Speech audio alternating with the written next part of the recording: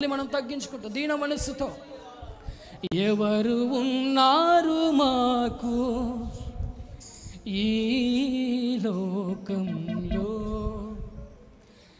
ఎవరు ఉంటారు తోడు మా జీవితమందు. అందరం కలిసి చెప్దాం ఈ మాట. ఎవరు ఉన్నారు మాకు ఈ లోకంలో, ఎవరు ఉంటారు తోడు మా జీవితం. ఇమ్మానుయేలైనా మా దైవం నీవేగా, ఇమ్మానుయేలైనా మా దైవం నీవేగా. యేసయ్యా నిన్ను చూడాలని ఏకస్వరముతో, యేసయ్యా నిన్ను చేరాలని ఆశ, యేసయ్యా నిన్ను చూడాలని ఆశ, యేసయ్యా నిన్ను ఎవరు ఉన్నారు మాకు, ఎవరు ఉన్నారు మాకు ఈ లోకంలో, ఎవరు ఉంటారు తోడు మా జీవితమందు. పరిశుద్ధుడైన తండ్రి, ఈ లోకములో ప్రభువా కడవరకు నమ్మకంగా తోడుగా ఉండే దేవుడవు నీవే. ఈ జీవిత యాత్రలో ప్రభువా ఈ లోకం అనే సంద్రంలో మేము ప్రయాణిస్తుండగా ప్రభువా ఎన్నో ప్రతికూల పరిస్థితులు, ఎన్నో సమస్యలు, ఎన్నో ఇరుకులు, ఇబ్బందులు, అవమానాలు అలల వలె మమ్మల్ని ముంచెత్తడానికి చూసిన ప్రభువా మా నావికుడవు నీవై చేరవలసినటువంటి గమ్యానికి మమ్మల్ని చేర్చండి. ఈ లోకంలో ఉన్నంతకాలము ప్రభువా నీ సాక్షిగా జీవించటం మాకు నేర్పించండి. ఇంకా ప్రభువా నీకు హేయమైనటువంటి మాలో ఏవైనా ఉన్నట్లయితే మమ్మల్ని సరిచేయను ఆయన. ఇంకా మేము సరి చేసుకోవలసినటువంటివి ఏవైనా ఉంటే మమ్మల్ని సరిచేయ ప్రభువా. ఎక్కడ ఇద్దరు ముగ్గురు కూడి నా నామములు ఏకీభవిస్తారు వారి మధ్యలో ఉంటానన్నావు తండ్రి. ఇదిగో చిన్న మంద భయపడకుడి అన్నావు ప్రభువా. కొద్ది మందిగా మేము ఉంటుండగా మాతో మీరు ఉన్నందుకు వందనాలు ప్రభువా. మాకు నీవు అనుగ్రహిస్తున్న ఆత్మ ప్రేరేపణను బట్టి నీకు స్తోత్రములు నాయన. కొద్ది మందిగా ప్రభా నీ పాద సన్నిధిలో ఉంటుండగా మమ్మల్ని అందరినీ కూడా కనికరించండి.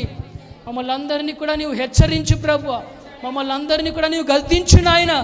మమ్మల్ని అందరినీ కూడా నీవు సరిచేసి నీలో స్థిరపరచండి.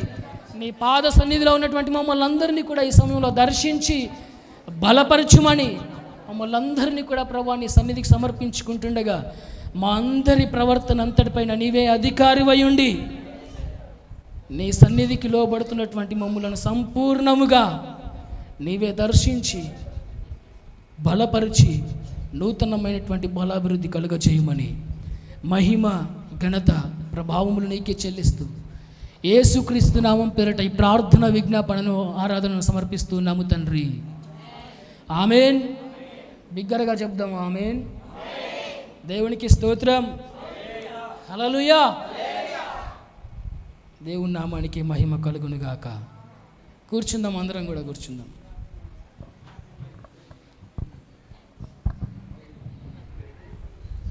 దయచేసి కూర్చుందాము. వెనక ఉన్నవాళ్ళు కొద్దిగా ముందరికి వస్తే మంచి ఒకటి, మనకు చాలా ప్లేస్ ఉంది కాబట్టి వెనుక ఉన్న వాళ్ళు ముందుకు జరగండి. కొద్దిగా ప్లేస్ ఇవ్వడానికి ప్రయత్నం చేయండి వెనుక వచ్చే వారికి. ప్రభు నామములో పాస్టర్ అభిలాష్ గారికి వందనాలు తెలియజేస్తున్నాను. మనందరూ కూడా చక్కగా వర్షిప్లో నడిపించి ప్రభు యొక్క ఆత్మ ద్వారా మనం నింపినందుకోసమై పాస్టర్ గారికి వందనాలు. దేవుడు ఆయనను ఆయన పరిచయను బహుగా దీవించునుగాక. ఈ సమయంలో మనకు అమ్మ వెనుక ఉన్న వాళ్ళు నిశ్శబ్దంగా ఉండాలి. నిశ్శబ్దంగా ఉండడానికి ప్రయత్నం చేద్దాము. మనకు చాలా ప్లేస్ ఉంది కాబట్టి వెనుక ఉన్న వాళ్ళు కొద్దిగా ముందే రావాల్సిందిగా ప్రభువు నామాన్ని బట్టి హెచ్చరిస్తున్నాను. ప్లీజ్ మాతో సహకరించండి. కొద్ది నిమిషములు వెనుక ఇంకా చాలామంది వస్తారు కాబట్టి గమనించండి. మన మధ్యలో ఇద్దరు దైవజనులు ఉన్నారు. మొట్టమొదటిగా మనము ప్రకటించిన రీతిగా సామ్యుయేల్ ఫ్రమ్ హైదరాబాద్ వారు ఉన్నారు, వారికి వందనాలు. అలాగే సన్నీ దయాకర్ గారు పాస్టర్ ఫ్రమ్ కొత్తకోట గారు కూడా ఉన్నారు కాబట్టి వారు మనకు దేవుని యొక్క వాక్యాన్ని కొద్ది నిమిషములు అందజేస్తారు.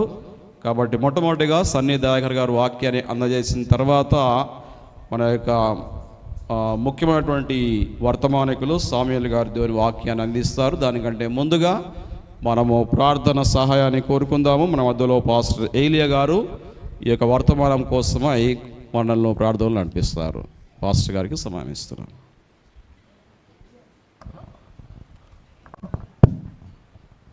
అందరూ కళ్ళు పూసుకుందాం, తల ఉంచుకొని. ముందున్న కార్యక్రమం ప్రభువే తన దాసులను నిలబెట్టుకొని మన హృదయాలను నిండు కొండల వల్ల నింపి పంపులాగున దేవా నాతో మాట్లాడు, నా హృదయాన్ని తృప్తిపరచు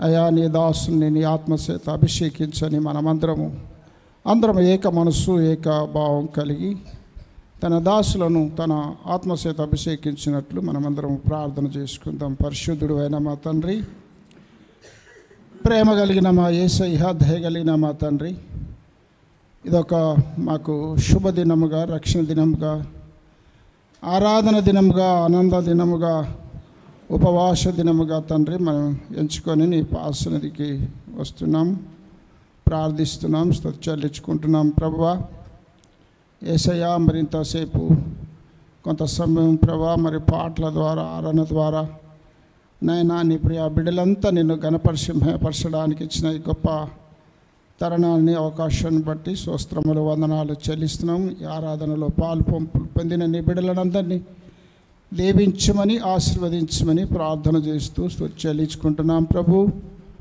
అయా, మరి ఇప్పుడు నిలబడబోతున్నా నీ దాసులను మీరు ఆత్మచేత అభిషేకించండి నాయనా. మరి మీరు వారిలో ఉండి మాట్లాడండి, వారి మాటలు కాదు కానీ మీరు వారిలో ఉండి ఆత్మ ప్రేరేపణ వాళ్ళక నైనా మీరు మాట్లాడి మీరు మహిమ, మీరు ఘనత, మీరు ప్రభావాలు పొందమని ప్రార్థన చేసుకుంటూ స్తుతి చెల్లించుకుంటున్నాం. వింటున్న మాకు వినేశవులను గ్రహించే హృదయాన్ని, మార్చుకునే మనసును, మంచి మనసును, విశ్వాసమును ప్రసాదించి వినుట వల్ల విశ్వాసం కలుగుతుందనే భావం ప్రతి ఒక్కరూ విశ్వసించి నిన్ను అంగీకరించినట్లు కృప చూపించమని ప్రార్థన చేస్తూ వందనములు చెల్లిస్తూ ప్రార్థించడానికి నీవు నాకు ఇచ్చిన ఈ సదావకాశం బట్టి స్తోత్రములు, వందనాలు చెల్లిస్తున్నాం. మా ప్రార్థనకు తగిన ప్రతిఫలం దయచేసి ఉన్నావని వందనములు చెల్లిస్తూ స్తుతి చెల్లించుకుంటూ మమ్మల్ని అందరినీ ప్రభా నీ దాసులను మీరు నిలబెట్టుకొని బలంగా వాడుకొని మమ్మల్ని అందరినీ నిండు కొండల వల్ల నింపి పంపుమని, మమ్మల్ని ఆశీర్వదించమని, కీర్తి ఘనత మహిమ ప్రభావాలు మీరే పొందమని ప్రార్థన చేసుకుంటూ స్తుతి చెల్లించుకుంటూ మాకు ఇచ్చిన శుభదినాన్ని బట్టి కృతజ్ఞతలు చెల్లించుకుంటూ యేసుక్రీస్తు ప్రభు నామముననే ప్రార్థన చేసి అడిగి సమర్పించుకుంటున్నా మా తండ్రి, ఆమేన్. నాకు ఇచ్చిన సమయాన్ని బట్టి వందనాలు.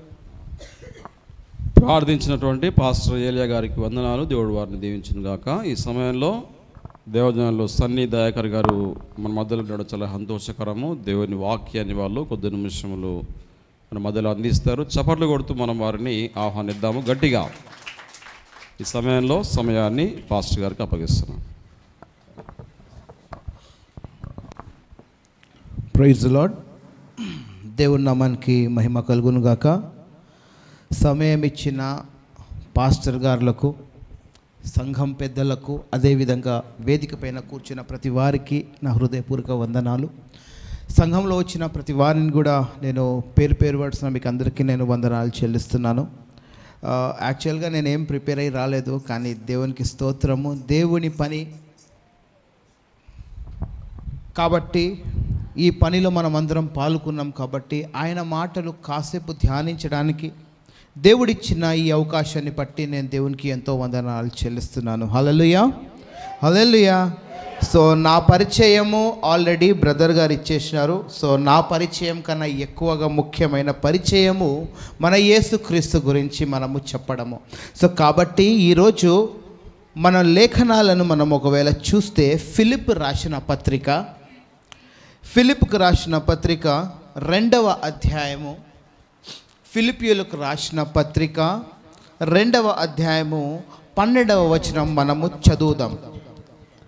ఫిలిపియకు రాసిన పత్రిక 2వ అధ్యాయము 12వ వచనం. ఫిలిపియన్స్ 2:12 ఎవరైనా చదవండి.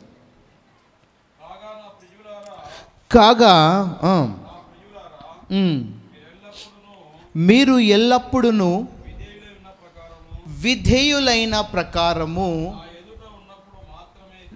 నా ఎదుట ఉన్నప్పుడే మాత్రమే కాక మరి ఎక్కువగా నేను మీతో లేని ఈ కాలమందును భయముతో వణకుతో మీ సొంత రక్షణను ఏం చేయాలంట, మనము కాపాడుకోవాలి అని చెప్తున్నాడు దేవుడు. హల్లెలూయా. ప్రార్థన చేసుకుందాం. ప్రార్థన చేసుకున్న తర్వాత ఈ కాసేపు ఈ దేవుని మాటల్లో మనం ధ్యానించుకుందాం. పరిశుద్ధుడా, ప్రేమ కలిగిన మా తండ్రి, నీ పాదాలకు వేలాది స్తుతులు చెల్లిస్తున్నాము నాయనా. నీ మాటల్ని బట్టి నీకు వందనాలు చెల్లిస్తున్నాం ప్రభా. మా కొరకు నువ్వు ధైర్యంగా ప్రభా తండ్రి ఏదైతే మాటలు మా కొరకు తండ్రి నువ్వు పెట్టినావో దాన్ని బట్టి నీకు వందనాలు చెల్లిస్తున్నాను నైనా. గొప్ప మాటలు ప్రభా, అద్భుతమైన మాటలు తండ్రి. నీ మాటలతో ప్రభా తండ్రి జీవం ఉంది ప్రభా. ఇదే జీవం ప్రభా తండ్రి ఈరోజు నాయనా నీ సన్నిధిలో తండ్రి ఇక్కడున్న ప్రజలకు ప్రభా, ఈ మోజర్లలో ఉన్న ఈ సంఘస్థులకు ప్రభా ప్రకటించబోతున్నాం నైనా. ప్రతి వాణి ఎముకలలో ప్రభా తండ్రి ఉజ్జీవం దయచేయమని ప్రార్థన చేస్తున్నాను ప్రభా. ప్రతి వాణి నరనరాలలో ప్రభా తండ్రి నీ రక్తం ప్రవహించేలాగా తండ్రి ప్రార్థిస్తున్నాను తండ్రి. యేసయ్య, ఇక్కడ వచ్చిన ప్రతి వారు కొరకు ప్రభా తండ్రి నీ జీవ వాయువు, నీ జీవ వాక్యముతో ప్రభా ప్రతి వానికి తండ్రి నువ్వు తృప్తి పరుస్తావని మేము నమ్ముతూ యేసు అతి పరిశుద్ధ నామములో ప్రార్థిస్తున్నాను తండ్రి. ఆమేన్. హల్లెలూయా, హల్లెలూయా. ఇక్కడ బైబిల్లో పౌలు గారు ఫిలిప్పీలకు చెప్తున్న మాట ఏంటిది అని అంటే, మీ రక్షణకు ఏం చేయాలంట, కాపాడుకోవాలి. మనం అందరం రక్షింపబడ్డామా లేదా? ఎంతమంది రక్షింపబడ్డారో చేయలేపుదాం ఒకసారి. హల్లెలూయా. ఆల్రెడీ రక్షింపబడ్డాం కదా, మళ్ళీ రక్షణను ఎందుకు కాపాడుకోవాలి?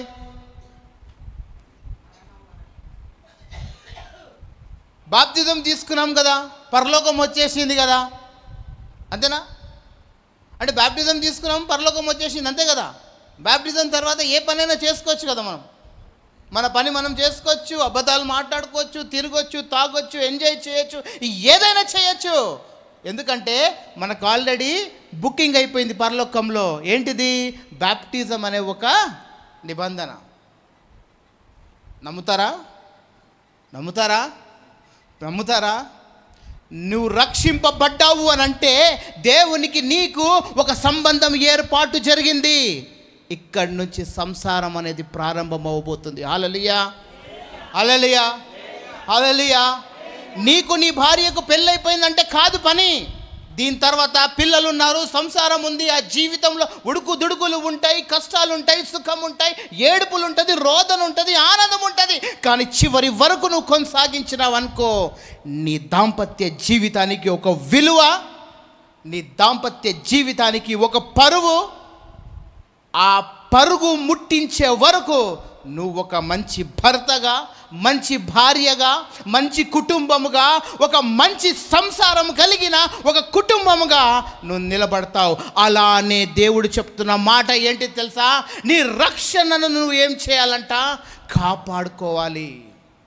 ఈరోజు ప్రతి వాడు బాప్టిజం తీసుకుంటున్నాడు, ప్రతి వారు దేవునిలో ఎదుగుతున్నామే అంటున్నారు.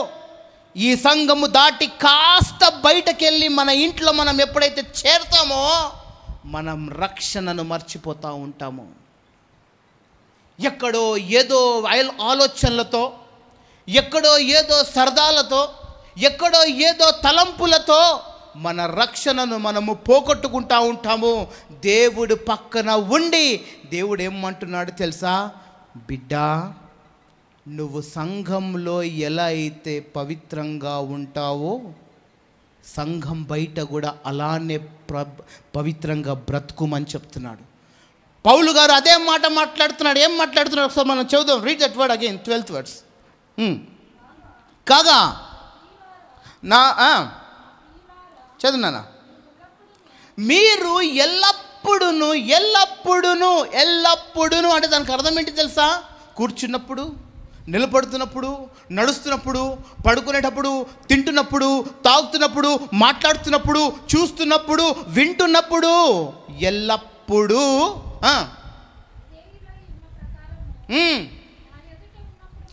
నా ఎదుట ఉన్నప్పుడు మాత్రమే కాగా మరీ ఎక్కువగా, సంఘంలో కాదండి, సంఘస్థుల ముందు కాదండి, సేవకుల ముందు కాదండి, పాస్టర్ల ముందు కాదండి, మా ముందే కాగా మరి ఎక్కువగా, మరి ఎక్కువగా నువ్వు ఇక్కడ పరిశుద్ధత ఎలా అయితే చూపెడుతున్నావో నువ్వు నీ పర్సనల్ లైఫ్లో కూడా అంతే పరిశుద్ధత చూపెట్టు. ఇక్కడ ఎలా అయితే అయ్యగారు ప్రైజ్ ద లార్డ్, అమ్మ ప్రైజ్ ద లార్డ్ అంటామో ఇదే నాలుక నీ సంఘం బయట ఉందా?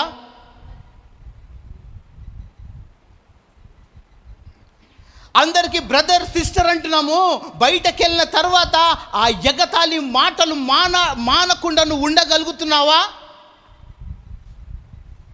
ఈ సంఘంలో కూర్చొని పరిశుద్ధంగా మనం చూస్తున్నాము, వింటున్నాము. ఇదే పరిశుద్ధత సంఘము బయట. నేను మాట్లాడుతుంది మీతో కాదు, ఆ సంఘం బయట పోతున్నా మీ గురించి మాట్లాడుతున్నాను నేను.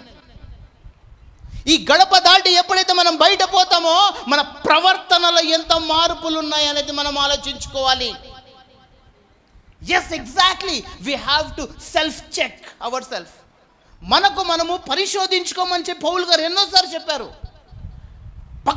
ఎంతోమందికి నువ్వు తీర్పు తీరుస్తున్నావు, ఎంతోమంది గురించి నువ్వు చెప్పుకుంటున్నావు, నీ గురించి నువ్వు ఎప్పుడైనా చెప్పుకున్నావా అని పౌలు గారు ఎన్నోసార్లు పదే పదే మనకు లేఖనాల ద్వారా చెప్తున్నాడు. ఈరోజు ఇక్కడ కూడా అదే అంటున్నాడు. ఏంటి తెలుసా? నా ముందు నువ్వు పరిశుద్ధంగా కనిపిస్తున్నావు కదా, దయచేసి నువ్వు పర్సనల్గా ఉన్నప్పుడు, నేను లేనప్పుడు అదే విధంగా ఇంకా ఎక్కువగా పరిశుద్ధంగా ఉండడానికి ట్రై చేయని చెప్తున్నాడు. ఎందుకు తెలుసా? నీ రక్షణను నువ్వు ఏం చేయాలంటున్నాడు? కాపాడుకోవాలి. ఇంగ్లీష్లో ఒక మాట ఉంటుంది తెలుసా? వర్క్ అవుట్ అని ఉంటుంది. Do you know what's the meaning of workout? Workout అంటే ఏంటి తెలుసా? సాధనము, కంటిన్యూస్ ఎక్సర్సైజ్ చేయడము. ఈరోజు ఒక బాడీ బిల్డర్ కానీ, సరే బాడీ బిల్డర్ ఎందుకు పక్కన పెడదాం, మనకి చాలామంది ఇక్కడ చర్చిలో బైబిల్ రాని వాళ్ళు ఉన్నారు, కానీ ఇప్పుడు బైబిల్ చదివే వాళ్ళు ఉన్నారు. ఎలా వచ్చింది మీకు బైబిల్ చదవడం? సాధనం చేశారా లేదా? చదవాలనుకున్నారా లేదా? ఏదో నేర్చుకోవాలి అని అనుకున్నారా లేదా? అంత సాధనము బైబిల్ నేర్చుకున్నప్పుడు మనకు ఉంటే ఆత్మీయ జీవితంలో కొనసాగడానికి దేవుడు ఏమంటున్నాడు తెలుసా? నీ రక్షణను నువ్వు కాపాడుకోవాలి అని చెప్తున్నాడు దేవుడు. ఈరోజు మనం అందరము యేసుక్రీస్తుతో బంధాన్ని మాత్రం ఏర్పరచుకున్నాం, కానీ కొనసాగించలేకపోతున్నాము.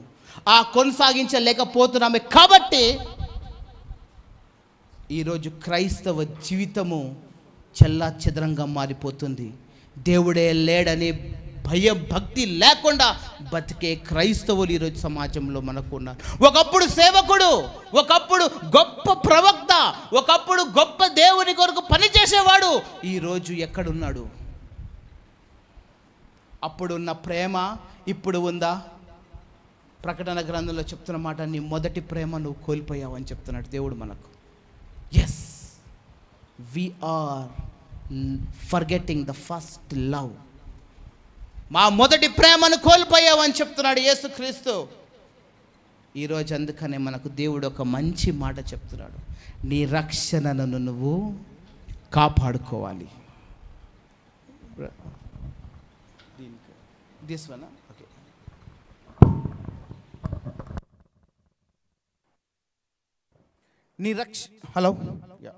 నీ రక్షణను నువ్వు కాపాడుకోమని చెప్తున్నాడు యేసుక్రీస్తు. ఈ రక్షణ మనకు ఎందుకు తెలుసా?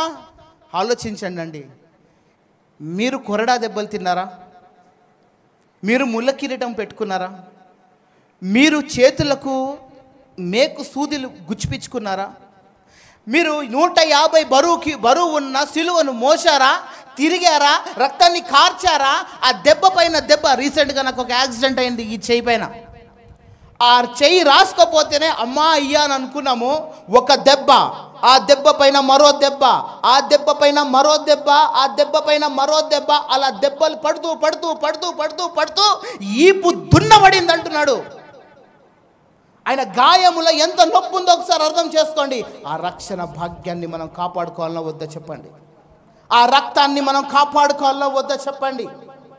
ఆయన మన కొరకు త్యాగం చేసిన తర్వాత సిలువ పైన చెప్తున్న మాట మనకందరికీ తెలుసు. వీరేమి చెయ్యొచ్చున్నారో వీళ్ళు ఎవ్వరికీ తెలియదు. ఈరోజు తెలుసుకోకుండా మనం ఉంటున్నామా? మన కొరకు యేసుక్రీస్తు తన ప్రాణాన్ని కాపాడి, మన ప్రాణాలను కాపాడి, మనం చేసిన ఎన్నో పొరపాట్లు, తప్పులు, ఎన్నో భయంకరమైన పాపములు తన తలపైన మోసి నువ్వు ఇప్పటి నుంచి పరిశుద్ధుడివి అని చెప్పిన తర్వాత ఆ పరిశుద్ధతను నువ్వు కాపాడుకుంటున్నావా? మీ చేతికే వదిలేసినాను. కళ్ళు మూసుకుందాం, ప్రార్థన చేసుకుందాం. పరిశుద్ధుడా, ప్రేమ కలిగిన మా తండ్రి, నీ పాదాలకు వేలాది స్తుతులు చెల్లిస్తున్నాం. ఎస్ లార్డ్, రక్షణను కాపాడుకోమని చెప్పినావు ప్రభా. ఈ రక్షణను ప్రభాతాన్ని మేము కాపాడుకోవాలి. ఏదో బాప్తిజం తీసుకున్నాము, జీవిస్తున్నాము, బ్రతుకుతున్నాము అనేది కాదు తండ్రి. నీ కొరకు చివరి శ్వాస వరకు మేము బ్రతకాలి ప్రభు. మా పవిత్రతను తండ్రి మేము పోగొట్టుకోవద్దు ప్రభువా. మా పొగడ్తలు తను దేనికి పనికి రావద్దు ప్రభువా. మా ఆలోచనలు దేనికి పనికి రావద్దు ప్రభా. తండ్రి, పౌలు గారు చెప్పిన మాట ప్రకారంగా బ్రతుకే క్రీస్తు, చావైతే మేలు అన్నాడు ప్రభువా. ఈ బ్రతుకు నీ కొరకు బ్రతకకపోతే ఇంకా ఎందుకు తండ్రి ఈ బ్రతుకు మాకు ప్రభువా.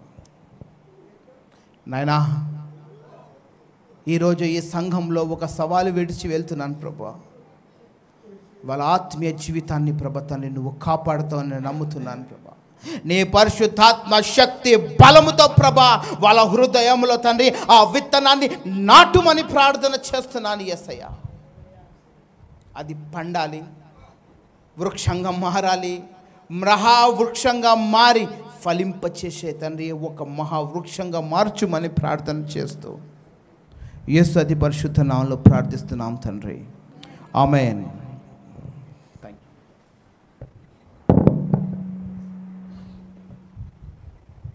మన మధ్యలో కొద్ది నిమిషములు దేవుని యొక్క వాక్యాన్ని పంచుకున్నటువంటి సన్నీ దయాకర్ పాస్టర్ గారికి ప్రభు నామములో వందనాలు తెలియజేస్తున్నాను.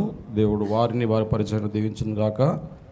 రక్షణ గురించినటువంటి విషయాలు అంటే స్పిరిచువల్ బర్త్డే, యేసుక్రీస్తును మన యొక్క హృదయంలో మనం ఎప్పుడైతే విశ్వసించామో, మన హృదయంలో యేసుక్రీస్తు జన్మించాడో అదే రక్షణ. ఆ జన్మదినం నుంచి కూడా మనం చనిపోయేంత వరకు కూడా దాన్ని కాపాడుకోవాలనే సత్యాన్ని బహు చక్కగా వివరించి జ్ఞాపకం చేసినందుకోసమై దేవజనులకు వందనాలు. ఈ సమయంలో మనము రెండవ వర్తమానం వినబోతూ ఉన్నాము. మన మధ్యలో సామ్యుయల్, పాస్టర్ సామ్యుయల్ గారు ఉన్నారు. వారిని ముందుకు ఆహ్వానిస్తున్నాం. చప్పట్లు కొడదాం. ఈ సమయంలో పాస్టర్ సామ్యుయల్ గారు దేవుని యొక్క వాక్యాన్ని మనకు పంచుకుంటారు కాబట్టి సమయాన్ని దేవజనులకు అప్పగిస్తాం.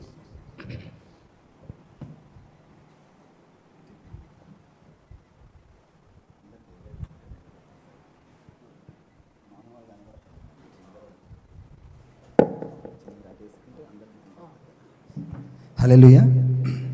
మొట్టమొదటిగా సంఘ కాపర్లకు, వేదిక మీద ఉన్న పాస్టర్లకు, వచ్చిన సంఘస్థులకు, గ్రామ ఈ ఊరి పెద్దలకు, విశ్వాసులకు, చిన్న పిల్లలకు అందరికీ నా యొక్క వందనాలు. దేవుని నామానికి మహిమ కలుగును గాక. మొట్టమొదటిగా ఒక 2 మాటలు నా యొక్క సాక్ష్యం, కొంచెం సాక్ష్యం పంచుకొని ఒక 2 మాటలు నేను ఎక్కువ సమయం తీసుకోను. కానీ కర్నూలు వాస్తవ్యులు అంటే దగ్గర ఇది కర్నూలుకి దగ్గర ఉంటుంది కదా, కర్నూలు వాస్తవ్యులకు 1-2 గంటలు వాక్యం వినకపోతే విన్నట్టు ఉండదని నేను విన్నా. నిజంగా 1-2 గంటలు మీరు వింటారా? తొందరగా చెప్తే మాకు విన్నట్టు లేదు అని అంటారంట. నిజమేనా ఇది? నిజమైతే హల్లెలూయా చెప్దాం. హల్లెలూయా. అయితే 1 గంట చెప్పమంటారా? చెప్పండి సంతోషంగా. సరే, నేను అంత సమయం ఏం తీసుకోను, కాస్త తొందరగా నేను ముగిస్తా. మొదటగా సాక్ష్యం చెప్పే ముందు ఆరాధనలో నడిపించినటువంటి పాస్టర్ గారు ఒక మాట చెప్పినారు, చక్కటి మాట. ఏమనంటే, మనం కళ్ళు మూసుకుందాము. కళ్ళు మూసుకుంటే దేవుడు కనబడతాడు, కళ్ళు తెరిస్తే ఎవరు కనబడతారు? ఎదురుంగ పాస్టర్ గారు కనబడతారు. కనుక మనం కళ్ళు తెరిచి ఈ లోకానుసారంగా మనం జీవిస్తే ఎదుటి వాళ్ళ జీవితాలు మనకు కనబడతాయి. వాళ్ళని చూసినప్పుడు మనకి ఏమవుతుంది? నిరుత్సాహం కలుగుతుంది. మనం కళ్ళు మూసుకుంటే దేవుడు కనబడతాడు, మనం దేవుడిని అనుసరించవలసిన విషయం. చాలా చక్కటి మాట, నిజంగా నాకు ఎంతో సంతోషం కలిగించింది. అదేవిధంగా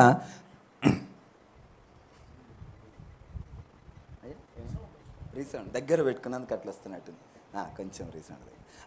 అదేవిధంగా మన సన్నీ పాస్టర్ గారు కూడా మంచి చక్కటి వర్తమానం ఇచ్చినారు. ఏమనంటే, మన రక్షణను కాపాడుకోవాలనేది. రక్షణను కాపాడుకోవాలా, కానీ అది రక్షణ అంటే ఏంది, దాన్ని కాపాడుకునే విధానం ఏంటో ఒక రెండు కొంచెం మనం చూసుకుందాం.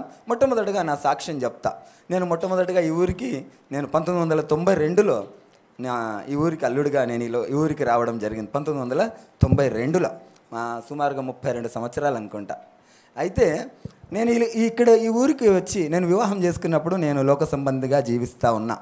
ఎంత భయంకరమైనటువంటి జీవితం అంటే, నేను చెప్పను కానీ, నేను ఎప్పుడైతే మా అత్తగారి ఇంటికి వస్తుండేనో, నేను వచ్చినప్పుడల్లా అక్కడ ఏదో ఒక గొడవను, లేకుంటే బయటి వారితోనో, ఇంట్లో వారితోనో, భార్యతోనో, అత్తమామ అంటే మా బామ్మర్ది వాళ్ళతోనో, అక్క వాళ్ళతోనో గొడవ పెట్టుకుంటేనే ఆ కారణం ఉంటేనే ఇక్కడికి వస్తుంటేనే అనమాట.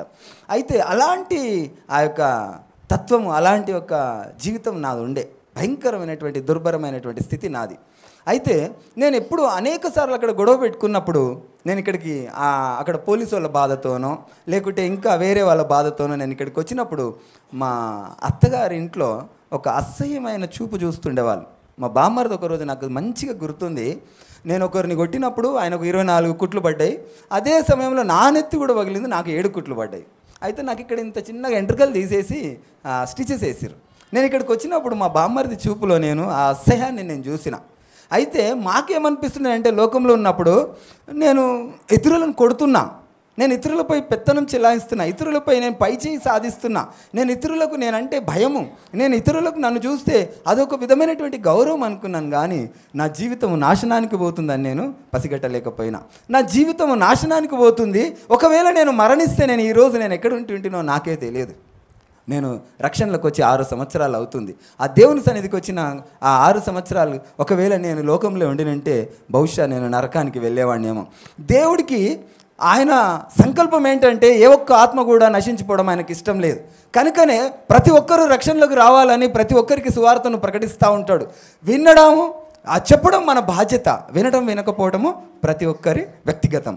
అయితే విని రక్షణ పొందినరా వాళ్ళు నిత్య రాజ్యంలో ఉంటారు.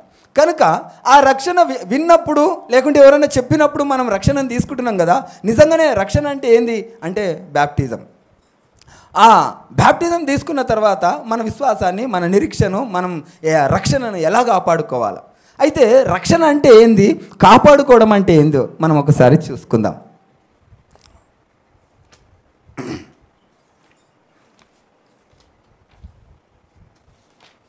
ఇక్కడ అందరికీ ఆల్మోస్ట్ చాలా మ్యాక్సిమం పెళ్ళిళ్ళు అయినాయి కదా. అసలు పెళ్ళిళ్ళ ప్రక్రియ అంటే యవనస్తులకు సరిగా తెలియకుండొచ్చు, యవనస్తులకు కానీ చాలామంది పెద్దవాళ్ళకైతే తెలుసు. ఒకప్పుడు పెళ్ళిళ్ళు అంటే స్వయంవరం ఉంటుండే కదా మామ. స్వయంవరం అని చేస్తుండే. స్వయంవరం చాలా పాత కాలంలో. ఒకవేళ స్వయంవరం కనుక పెడితే ఇక్కడ ఉన్న వాళ్ళలో ఎంతమందికి పెళ్ళిళ్ళు అవుతుండే? ఎంతమందికి అవుతుండే ఒకసారి చెప్పండి. ఎంతమందికి అవుతుండే పెళ్ళిళ్ళు? బహుశా ఎవరికి కాకపోవచ్చు. స్వయంవరం అంటే అది విపరీతమైనటువంటి టాలెంటు, విపరీతమైనటువంటి శక్తి కావాలి.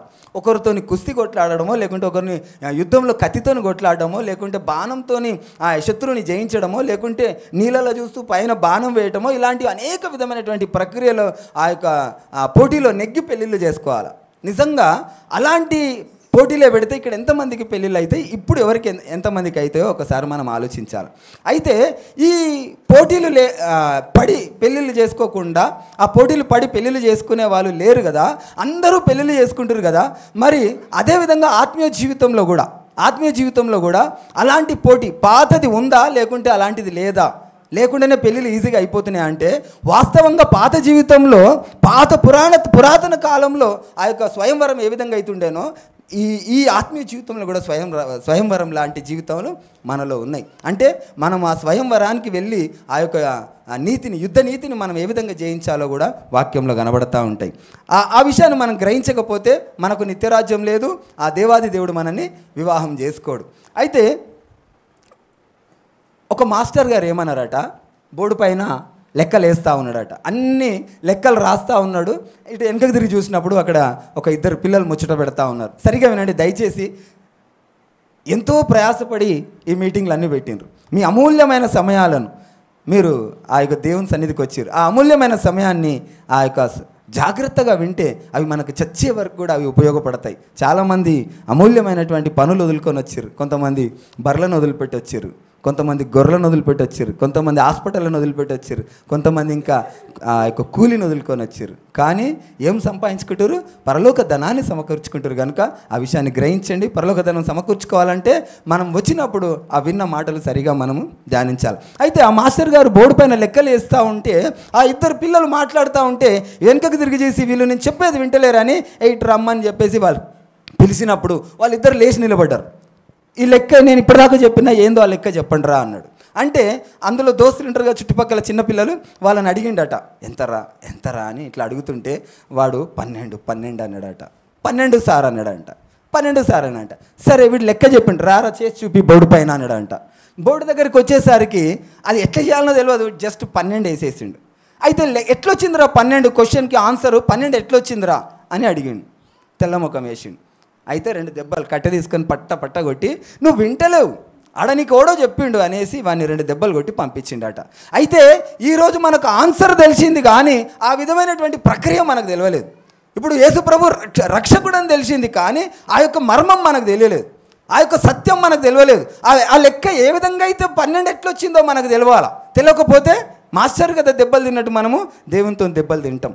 నిజంగా చెప్తున్నా మిత్రులారా, ఆ యొక్క ఆన్సర్ మనకు తెలియాలి. ఆ దేవుడు మన రక్షకుడు అంటే ఏ విధంగా రక్షకుడో మనకు తెలియాలి. అదేవిధంగా ఇంకొక చిన్న ఎగ్జాంపుల్ చూద్దాం. మేము చిన్న ఉన్నప్పుడు అయితే మాకు వచ్చినటువంటి టీవీలలో మేము అప్పుడు చిన్న ఉన్నప్పుడు టీవీలు బాగా చూసేవాళ్ళం. మా అమ్మగారు ఇంట్లో టీవీ చూడనీయకపోవు కానీ మేము బయటికి వెళ్ళి మేము ఎప్పుడైతే ఉద్యోగాలు చేసినామో సినిమాలు టీవీలు చాలా చూసినాం. అయితే అలీబాబా అరడజన్ దొంగలని ఒక ప్రోగ్రాం ఉంటుండే. ఆ ప్రోగ్రాం అది ఎప్పటికి వారం వస్తుండే సీరియల్. అయితే ఆ సీరియల్లో దొంగలందరూ తీసుకొచ్చి ఒక దగ్గర ధనం సమకూర్చుకుంటుండే. ఆ కొండ గుహకు వాళ్ళు ఒక లాక్ కోడ్ పెట్టినరు. ఆ లాక్ కోడ్ ఏంటంటే కుల్జా సింసిమ్ అని ఒక లాక్ కోడ్ పెడతారనమాట. అయితే వాళ్ళు దొంగతనం దోచుకొని వచ్చి ఆ గృహలో పెడతారు.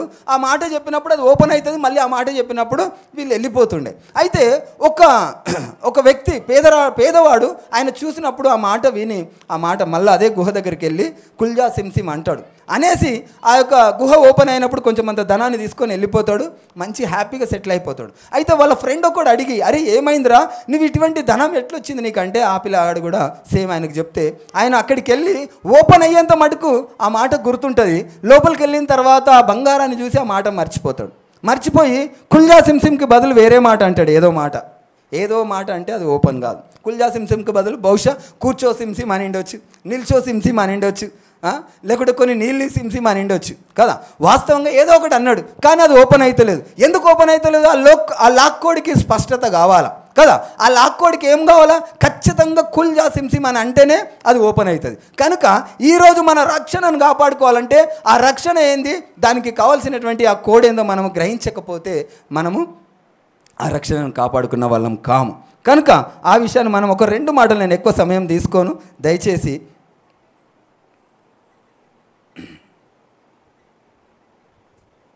యెహెజ్కేలు గ్రంథం 16వ అధ్యాయం 7వ వచనం. ఎవరైనా చదివే వాళ్ళు ఉంటే మైకు పెట్టుకోరా, ఎందుకంటే అది రికార్డింగ్ వస్తుంది, అందులో విన్న వాళ్ళకి అది అర్థం కాదు. ఎవరైనా ప్లీజ్ దయచేసి ఏమనుకోవద్దు. చదివే వాళ్ళు ఎవరున్నా కానీ మైకు పెట్టుకొని చదవండి, లేకుంటే నన్నే చదవమంటారా అటండి.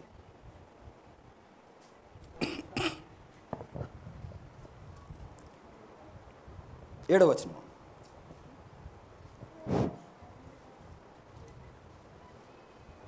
మరియు నేల నాటబడిన చిగురు వృద్ధి అగునట్లు నేను నిన్ను వృద్ధిలోనికి తేగా నీవు ఎదిగి పెద్దదానవై ఆభరణ భూషితురాలునైతివి. దిగంబరివై వస్త్రహీనముగానున్న నీకు స్థానము లేర్పడెను, తల వెంట్రుకలు పెరిగెను. చాలమ్మా. అయితే ఇక్కడ ఈ యొక్క 7వ వచనానికి చాలా ఆత్మీయ జీవితానికి చాలా దగ్గర సంబంధం ఉన్నది. ఇంతకుముందుకు వివాహం గురించి మాట్లాడినాడు పాస్టర్ గారు. అయితే వివాహం అనగా భార్యాభర్తలు పెళ్లి చేసుకోగానే భార్యాభర్తల సంబంధం అయిపోదు కదా. భార్యాభర్తల సంబంధం ఎప్పటి వరకు అంటే ఖాళీ పెళ్లి చేసుకోవడం వరకే అయిపోదు. పెళ్లి చేసుకున్నాక కష్టాలు ఉంటాయి, నష్టాలు ఉంటాయి, సుఖాలు ఉంటాయి, బాధలు ఉంటాయి, బంధకాలు ఉంటాయి. ఇవన్నీ ఉంటేనే అదొక సంసారం అని అంటారు అని అన్నాడు. కానీ మొట్టమొదట వివాహం చేసుకోవాలంటే, ఆ దేవుడు మనల్ని వివాహం చేసుకోవాలంటే మన పరిస్థితి ఎలా ఉండాలో మనకి ఈ యొక్క 7వ వచనం మనకు చూపిస్తూ ఉన్నది. మరియు నేల నాటబడిన చిగురు వృద్ధి అగునట్లు నేను నిన్ను వృద్ధిలోకి తేగా నీవు ఎదిగి పెద్దదానవై ఆభరణ భూషితురాలు వైతివి.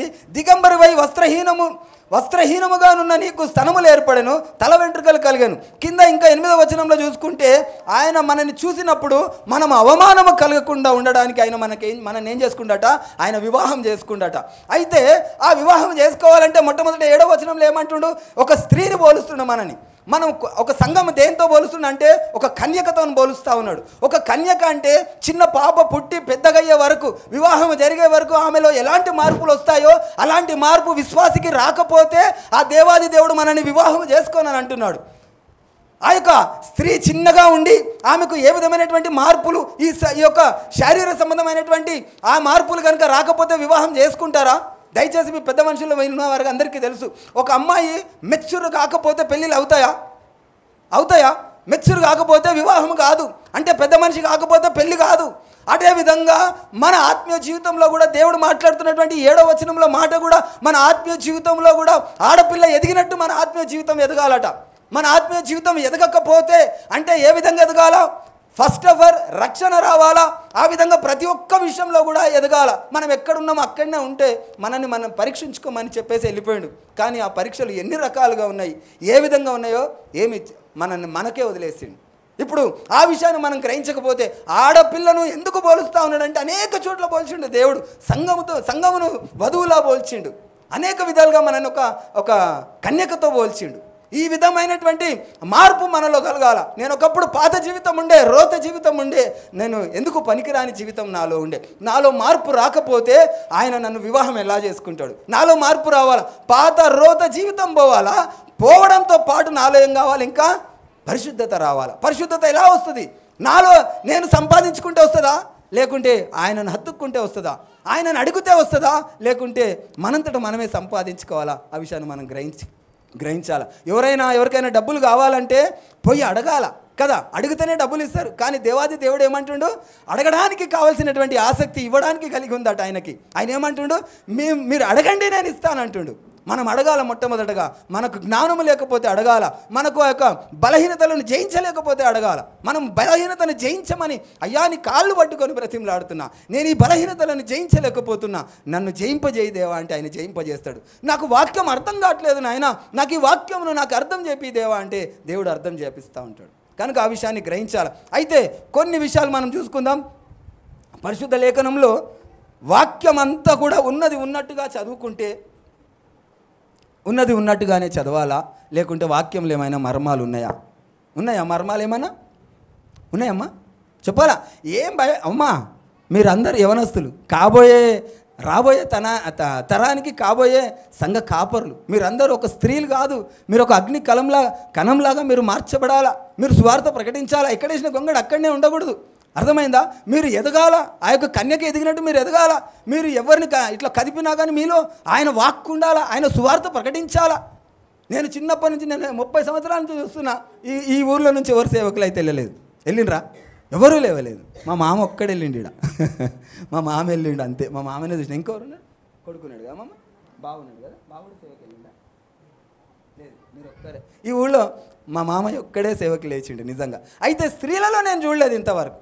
స్త్రీలలో ఎవరు సేవకులకు వెళ్ళలేదు. నేను ఏ ఇంటికి తలుపుకి వెళ్ళినా, ఏ ఇంటికి తడపని తట్టినా కానీ ప్రతి ఒక్కరు 50-50 అన్నట్టున్నారు. ఒకరి ఇంట్లో ఒకరు యేసయ్యను నమ్ముకున్నారు అంటున్నారు, ఒకరేమో వాళ్ళ దారి వాళ్ళది అంటున్నారు. నిజంగా అలాంటి ఆ స్థితి దేవుడు మెచ్చుతాడంటారా? ఇప్పుడు నా కుటుంబంలో చిన్న ఎగ్జాంపుల్, యోనా గారు దేవుడు ఏమని చెప్పిండు, పలానా ఏరియాకు నువ్వు వెళ్ళయ్యా బాబు అన్నాడు. అంటే ఆయన ఏం చేసిండు, ఇటు సైడ్ పోతా, అక్కడ పోతే నన్ను కొట్టి చంపేస్తారని ఒక పడవెక్కిండు. కానీ పడవెక్కినప్పుడు ఆ యొక్క యోనా గారికి ఒక్కరికే శిక్ష పడ్డదా? పడవలు ఉన్నవారందరికీ శిక్ష పడ్డదా? పడవలు ఉన్నవారందరికీ శిక్ష పడ్డది. ఒక్కరు చేసిన తప్పు మన కుటుంబంలో అనుభవించాల్సి వస్తుంది.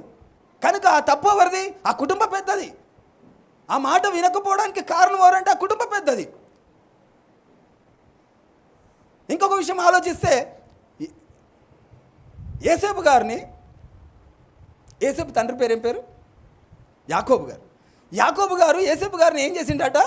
కొడుకులందరికంటే అధికంగా ప్రేమించిండట. అధికంగా ప్రేమించినందుకు యేసేపుకి ఏమైంది ప్రతిఫలంగా? అన్నలతోని శత్రుత్వం ఏర్పడ్డది. మనం ప్రేమించే ప్రేమ దేవుణ్ణి ప్రేమించాలి. అందరికంటే ఎక్కువగా నువ్వు ఎవరైతే ప్రేమిస్తున్నావో అక్కడ ఏమి ఏర్పడ్డది? శత్రుత్వం ఏర్పడ్డది. కనుక మన నడవడి ఏ విధంగా అంటే దేవునికి యథార్థంగా ఉండాలి. ఆ విషయాన్ని గమనించాలి. మనం వాక్యంలో ఉన్నటువంటి మర్మాలు, చాలామంది ఏమంటారంటే వాక్యంలో ఏ మర్మాలు లేవు, అంతా కరెక్ట్ క్లియర్గా ఉంది అని అంటారు. కానీ వాక్యం ఏమని చెప్తుందో ఒకసారి మనం చూద్దాం. వాక్యంలో మర్మాలు ఉన్నాయా లేవా? దయచేసి ఒక 20 నిమిషాల కంటే ఎక్కువ చెప్పను, శ్రద్ధగా విందాం. నేను తొందరగా ముగించేస్తా. మీరు జర అటు ఇటు మాట్లాడితే మీకు బోర్ వస్తుందేమో, నిద్ర వస్తుందేమో అని నేను కన్ఫ్యూజ్ అయిపోతా. దయచేసి మీరు చెప్పిన ఒక్క 20 నిమిషాలే. 1 కొరింథీయులు 13:2 ఒకసారి చూద్దామమ్మా.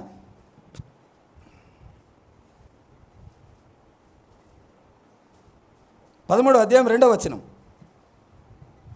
ప్రవచించు కృపావరము కలిగి మర్మములన్నీయు జ్ఞానమంతయు ఎరిగిన వాడనైనను కొండలను పెకిలింపగల పరిపూర్ణ విశ్వాసం గలవాడనైనను ప్రేమ లేని వాడనైతే నేను వ్యర్థుడను. అయితే ఇక్కడ మాట ఏమని చెప్తుండు? ఫస్ట్ ఒక మాట మనం స్పష్టంగా ఒక్కసారి ఆలోచిద్దాం. ప్రవచించగల కృపావరములు కలిగి మనకు మర్మాలన్నీ కూడా తెలుసు అనుకో. అయితే మర్మం ఏంటో తర్వాత చూద్దాం. కానీ మర్మం అంతా కూడా తెలుసు. ప్రవచింపగలిగినటువంటి శక్తి ఉంది. దేవుని బిడ్డ అని కొండలను పెకిలింపగల శక్తి ఉంది. ప్రార్థన చేస్తే అనేక విధమైనటువంటి దయ్యాలు కూలిపోతున్నాయి అనుకో. కానీ నీలో ప్రేమ లేకపోతే వ్యర్థుడనే అంటుండు. ఆ దేవుని ప్రేమ మొట్టమొదటగా ఉండాలా. చాలామంది ఏం చేస్తారంటే, కొంతమంది నేను ప్రార్థనలో ఉన్నా, నేను సేవలో ఉన్నా అని చెప్పేసి కొన్ని విషయాలలో ఎదుటి వాళ్ళని బాధ పెట్టేస్తారు. అది మా ఇంట్లో కూడా చాలామందికి నేను పేర్లు తీయను, కానీ కొంతమందికి ఉన్నాయి. అయితే నేను దేవునితో ఉన్నానని కొన్ని విషయాలలో మనసుని ఎరగొట్టే మాటలు మాట్లాడుతూ ఉంటారు. ఏ సమయంలో కూడా ఎటువంటి పరిస్థితుల్లో కూడా ఇతరులను బాధ పెట్టేటటువంటి తత్వం దేవుని బిడ్డలకు ఉండదు. కనుక ఆ విషయాన్ని ఎలాంటి సమయం అంటే, ఆ యొక్క పాస్టర్ గారు చెప్పినట్టే, ఆయన కొరడాలతో కొట్టిబడినా కానీ, మేకులతో దించబడినా కానీ, అనేక విధమైనటువంటి బాధలు కలిగినా కానీ ఆయన సహనం ఎంతవరకు ఉండే అంటే, వీరేమి చేయుచున్నారో వీరు ఎరగరు అనేటటువంటి ప్రేమతత్వం ఆయనలో ఉండే. అలాంటి ప్రేమ మనలో మొట్టమొదటగా ఉండాలా. ఆ మర్మం కూడా మనకు తెలిసి ఉండాలి. తెలిసినా కానీ ప్రేమ ఉండాలి. అంటే మర్మం గురించి మాట్లాడండి. రెండోది, కొలస్సీలకు రాసిన పత్రిక 1:25 చూద్దాం.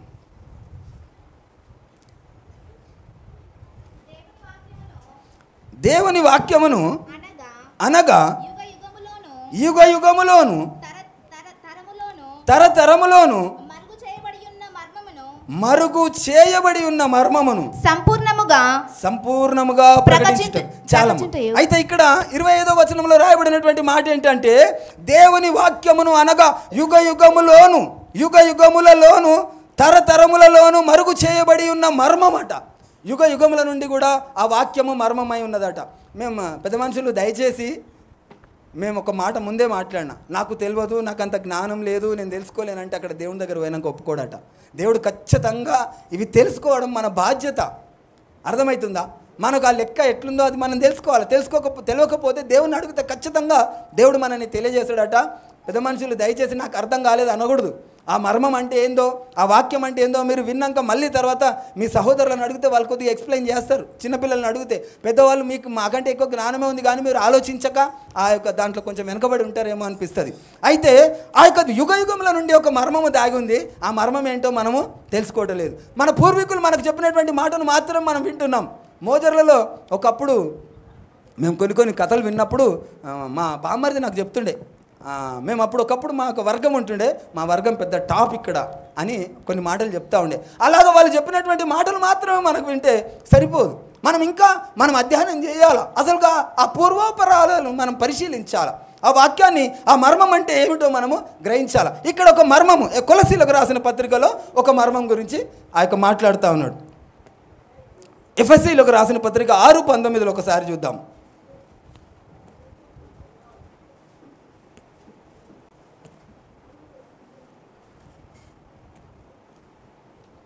6:19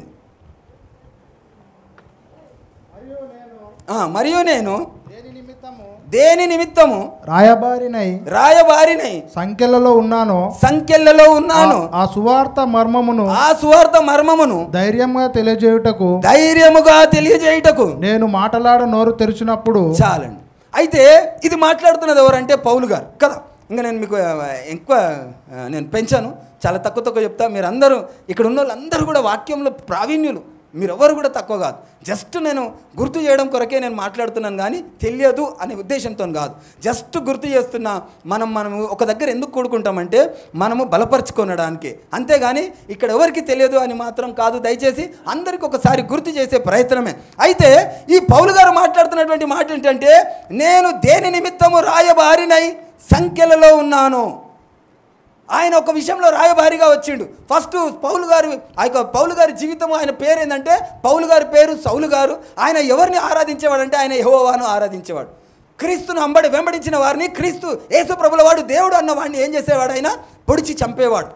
ఆయన పొడిచి చంపేటటువంటి వ్యక్తి ఆయన యేసు ప్రభుల వారి దగ్గరికి వచ్చి ఏమంటుండంటే, నేను దేని నిమిత్తము రాయబారినై సంఖ్యలలో ఉండబడినో, అంటే ఆయన యెహోవాకు భక్తుడుగా ఉన్నటువంటి ఆ వ్యక్తి సంఖ్యలలో ఉన్నాడట. యెహోవాకు ఆరాధికుడైనటువంటి వ్యక్తి సంఖ్యలలో ఉన్నాడట.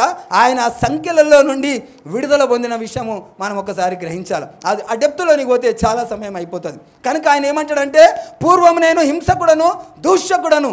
అంటే పూర్వం ఎప్పుడు హింసకుడు, ఎవరికి దూషకుడు అంటే క్రీస్తును వెంబడించినటువంటి వారికి ఆయన హింసకుడు, దూషకుడు. యేసు ప్రభుల వారు దేవుడు అన్న వారిని చంపేవాడు. కానీ ఆయన మాట్లాడుతున్నటువంటి మాట, నేను క్రీస్తును పోలి నడుచుకున్నట్టు మీరు నన్ను పోలి నడుచుకోండి అని అన్నాడు. అంటే దేని గురించి ఆయన అన్నాడంటే, యూదులతో మాట్లాడుతున్నాడు ఆ మాట. యూదులు యేసు ప్రభుల వారిని దేవుడని అంగీకరించలేదు. యూదులు ఆయన దేవుడు, ఆయన మహిమా స్వరూపి, యేసు ప్రభులాగా మానవుడిగా ఆయన రాలేడు అని వాళ్ళు ఆయనను అంగీకరించలేదు. కానీ సౌలు గారు పౌలుగా మార్చబడ్డప్పుడు ఏమన్నాడంటే, నేను ఎలాంటి జీవితం ఉండే, నేను మీకంటే ఎక్కువగా ఆ యొక్క దేవతా భక్తితో నేను ఉండేవాడిను. నేను యేసు ప్రభుల వారు కాదు, యెహోవానే దేవుడు అన్నాడు. యేసు ప్రభు దేవుడు అన్న వాళ్ళు పొడిచి చంపినాను కదా, నా గురించి మీకు తెలుసు కదా. ఇప్పుడు నాకు ఒక సత్యం తెలిసింది. ఆ సత్యం ఏంటంటే, ఆ దేవాది దేవుడే మనిషిగా ఈ లోకానికి వచ్చిన సత్యం నాకు తెలిసింది. కాబట్టి నేను ఏ విధంగా అయితే నా యేసయ్యను నేను అంగీకరించినో, మీరు కూడా నన్ను పోలి మీరు అంగీకరించండి అని ఆ యూదులకు చెప్తున్నటువంటి మాట. నేను పూర్వము నేను హింసకుడను, దూషకుడను, నేను క్రీస్తును పోలి నడుచుకున్నట్టు మీరు నన్ను పోలి నడుచుకోండి అని చెప్తా ఉన్నాడు. ఆ విషయాన్ని మనము ఒకసారి వినాలి. అయితే మనం యేసు ప్రభుల వారిని రక్షకుడు అంటున్నాం కదా. ఎంతమంది బ్యాప్టిజం తీసుకున్నారు ఇక్కడ? బ్యాప్టిజం ఈ టెంపరీ వాళ్ళ బ్యాచ్ అంతా కిందికి చేయండి. పర్మనెంట్ చర్చిలో ఉన్నారు అక్క, మీరు కాదు, మీరు ఎగ్జామ్షన్. మీరు మన విశ్వాసులు ఎంతమంది తీసుకున్నారు బ్యాప్టిజం? 1 2 3 4 నలుగురేనా? 5 బ్యాప్టిజం? నాన్న తీసుకుంది, అక్క తీసుకుంది. సరే, బ్యాప్టిజం అంటే ఏంది?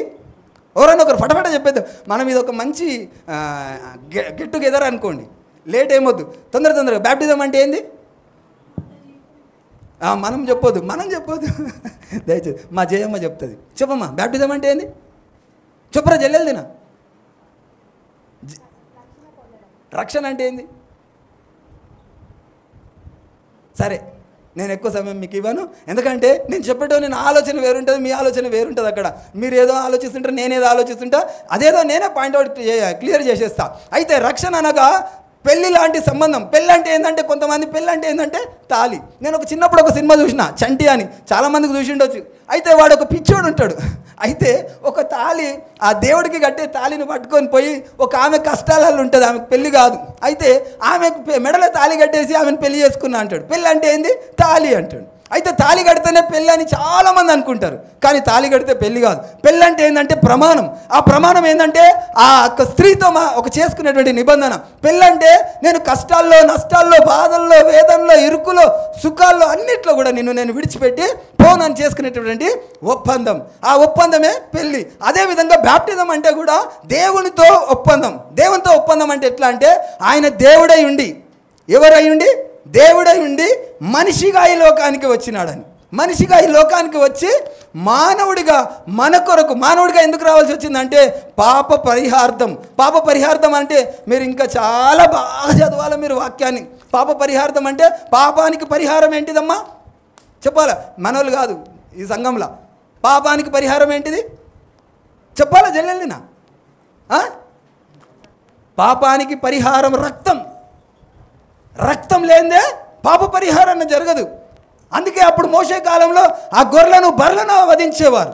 కనుక ఆ యొక్క గొర్రెలను బర్రెలను వధించి పాప పరిహార్థము, ఆ యొక్క శాశ్వత విముక్తి కలగలేదు. అది ఆ యొక్క కప్పబడే కానీ కడగబడలేదు. దేవాది దేవుడి పరిశుద్ధ రక్తమే కావాల్సి వచ్చింది. ఆయన పరిశుద్ధుడిగా రావాల్సి వచ్చింది. ఆయన పరిశుద్ధుడై దేవుడిగా వస్తే ఆయనకు రక్తం రాదు. ఆయన మనిషిగా రావాలి, ఆయనకు శరీరం కావాలి. శరీరం అయితేనే ఆయనకు రక్తం వస్తుంది. కనుక ఆయన మనిషిగా రావాల్సి వచ్చింది. ఆ విషయాన్ని బైబిల్లో అనేక విధమైనటువంటి సందర్భాల్లో ఆయన మనకు వివరించి ఆ యొక్క తెలియజేసిండు. మనం దాన్ని వినము, మనం చదవము. దాన్ని చదివితే ఆ సత్యం తెలుస్తుంది. ఆ సత్యం తెలియకుండా మనము రక్షణ పొందలేము. ఆయన దేవాది దేవుడండి మనిషిగా ఈ లోకానికి వచ్చిండన్న సత్యాన్ని మనం గ్రహిస్తేనే మనము ఒప్పందం చేసుకున్నట్టు. కనుక బ్యాప్టిజం తీసుకుంటాం కదా, ఆ బ్యాప్టిజము ఏమని తీసుకుంటామో ఒక్కసారి ఆ రిఫరెన్స్ చూద్దాం. యోహాను సువార్త నాన్న అది తండ్రి యొక్క కుమారుని యొక్క మత్తయి సువార్త 28వ అధ్యాయం చూడమ్మా.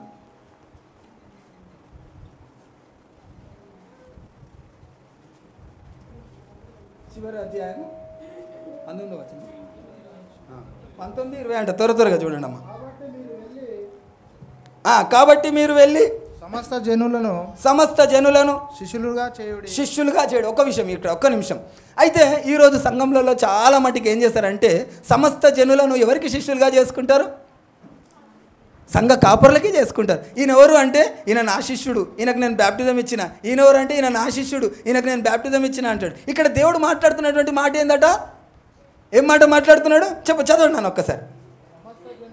సమస్త జనులను శిష్యులుగా చేయుడి, తండ్రి యొక్కయు కుమారుని యొక్కయు పరిశుద్ధాత్మ యొక్కయు నామములోనికి వారికి బాప్తిసం ఇచ్చుచు. చాలు నాన్న. అయితే ఇక్కడ ఒక మాట రాయబడి ఉన్న మాట ఏంటంటే నామములోనికి అన్నాడు కదా. జర జాగ్రత్తగా గమనిద్దాం. నామం అంటే ఏంది జయమ్మ? నామం అంటే ఏంది? పేరు కదా. సరే, తండ్రి అంటే నామమా? చెప్పాలా జల్దినా? కుమారుడు అంటే నామమా? పరిశుద్ధాత్మ అంటే నామమా?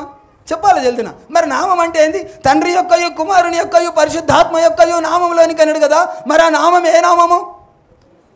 యేసు నామం. అయితే తండ్రి యొక్కయు కుమారుని యొక్కయు పరిశుద్ధాత్మ యొక్కయు నామంలోనికి బ్యాప్టిజం తీసుకున్నా అంటున్నారు. కానీ మరి ఆ నామం ఏ నామం?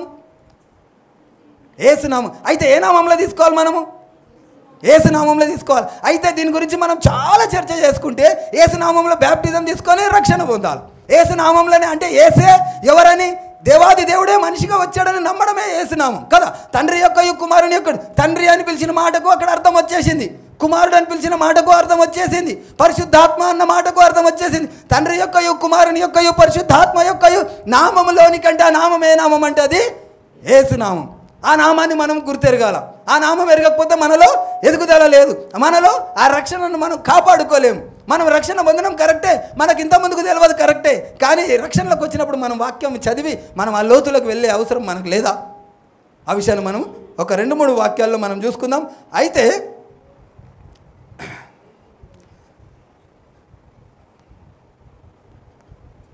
చాలా ఆ యొక్క కన్ఫ్యూజ్గా దేవుడు స్పష్టంగా రాయబడినటువంటి మాటలు మనం కన్ఫ్యూజ్గా మనం అర్థం చేసుకోలేం. కొంచెం ఆ వాక్యాన్ని మనం అర్థం చేసుకుంటే దేవుడు మనతో స్పష్టంగా మాట్లాడతాడు. అయితే ఇక్కడ మొత్తానికి డెఫినేషన్ ఇచ్చేసిండు. ఏమని? తండ్రి యొక్క, మీరు వెళ్ళి సర్వలోకానికి వెళ్ళి తండ్రి యొక్క కుమారుని యొక్క పరిశుద్ధాత్మ యొక్క నామంలోనికి మీరు బ్యాప్టిజం ఇవ్వండి అన్నాడు. అయితే ఆ నామం ఏ నామం అంటే అది యేసు నామం. నా యొక్క దేవాది దేవునికి ఉన్న నామం ఏదైనా ఉందంటే ఒకే ఒక్క నామం, యేసు నామం. సరే, అయితే ఒక చిన్న మార్కు సువార్త 4వ అధ్యాయము 11వ వచనం. మరియు మార్కు సువార్త 4వ అధ్యాయం 11వ వచనం. 11.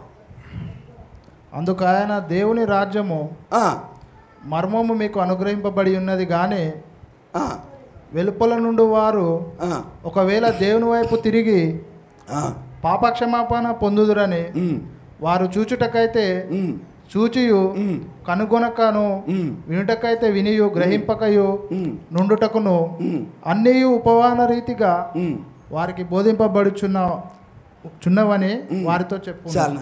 ఇక్కడ ఒక మాట జర మంచిగా ధ్యానం చేయండి దయచేసి. యవనస్తులు మీరు ప్రధానంగా మీరు ఈ మాటలను జర లక్ష్య పెట్టాలా.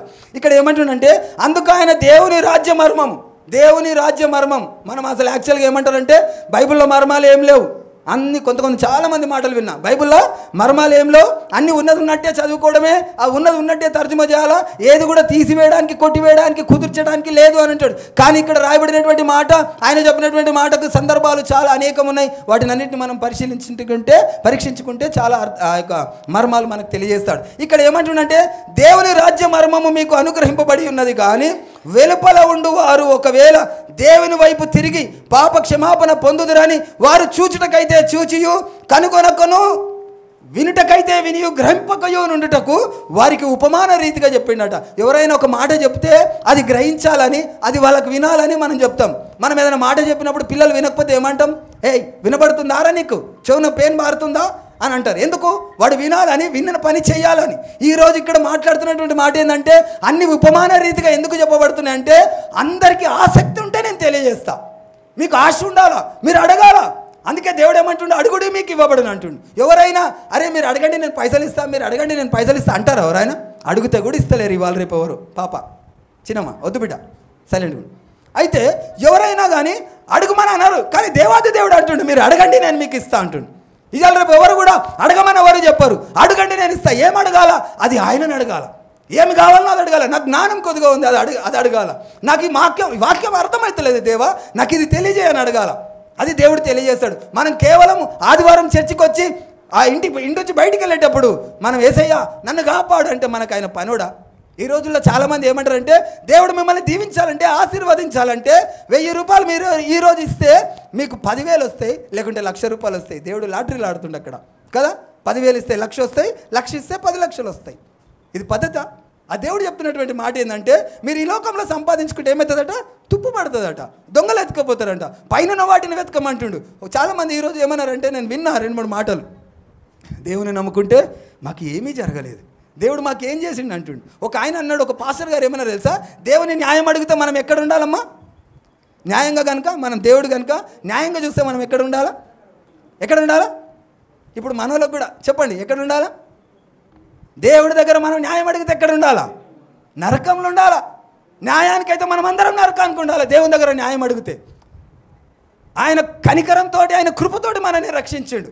ఆయన మనల్ని ఎలా పవిత్రులుగా చేసి నేను పవిత్రుడనని గర్వంగా చెప్పుకోవడానికి అవకాశం ఇచ్చిండు ఆయన కృప ద్వారానే, ఆయన ప్రేమతోనే. మనం న్యాయం దేవుని దగ్గర ఏది అడగడానికి మనకు అధికారం లేదు. ఆయనను న్యాయం అడిగినామంటే మనము నరకంలో ఉండవలసిన వారమే. కనుక ఇక్కడ ఏమంటున్నాడంటే, చూచుటకైతే చూచియు వినుటకైతే వినియు గ్రహింపకయు నుండుటకు మీకు ఉపమాన రీతిగా నేను చెప్తున్నాను అంటుండు. అది గ్రహించవలసింది మీరు ఆలోచించుకోండి ఆ విషయాలు ఏంటియో. నిజంగా గ్రహింపకయు ఉండుటకు ఉపమాన రీతిగా ఏ మాటలు చెప్పిండో మనం ఒకసారి చూసుకుందాం. అపోస్తుల కార్యం 17వ అధ్యాయం 26-27 వచనం చూసుకుందాం. అపోస్తుల కార్యం 17వ అధ్యాయం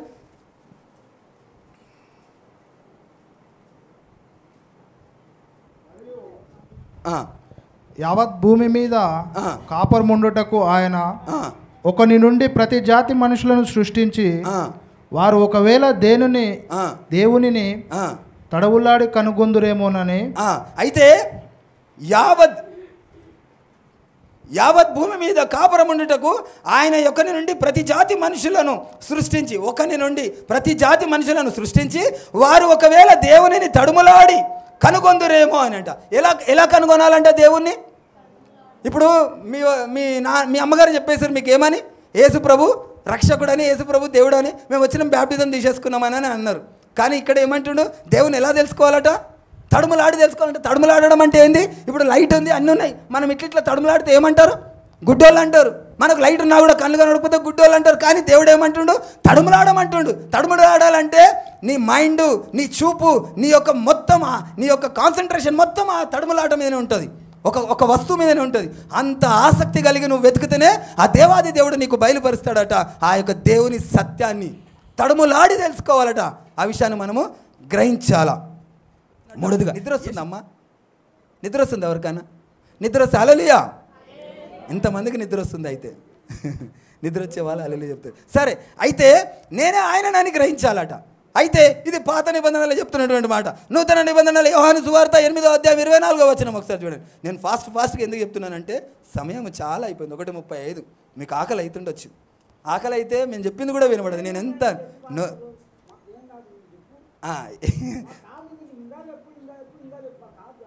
సరే చాలా కృతజ్ఞుడిని. సంతోషం. అక్కడి నుంచి నాకు పర్మిషన్ వచ్చింది. ఇక కూర్చున్న వాళ్ళు ఓపిక వినండి. యోహాను సువార్త 8:24 కాగా మీ పాపములోనే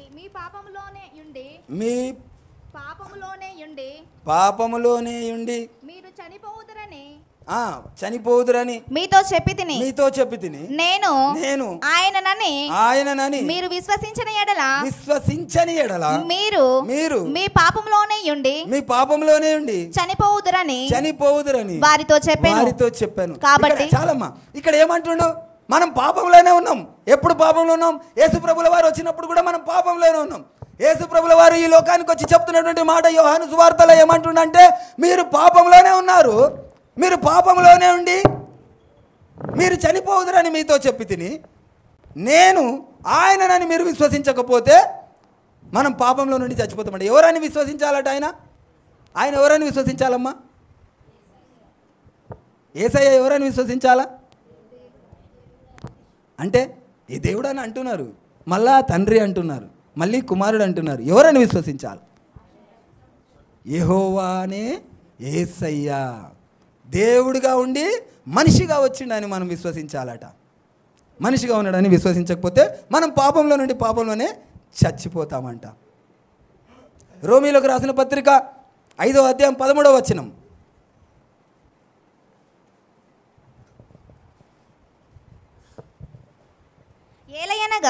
ఏలయనగా ధర్మశాస్త్రము వచ్చిన దనుక పాపము లోకంలో ఉండెను. మంచిగా గాని ధర్మశాస్త్రము లేనప్పుడు పాపము ఆరోపింపబడదు. అయితే మొట్టమొదటిగా మనకు పాపం అంటే ఏందమ్మా? పాపం అంటే ఏందమ్మా చెప్పాలా? చెల్లెలు మీకు నిద్ర వస్తలేదు అన్నారు.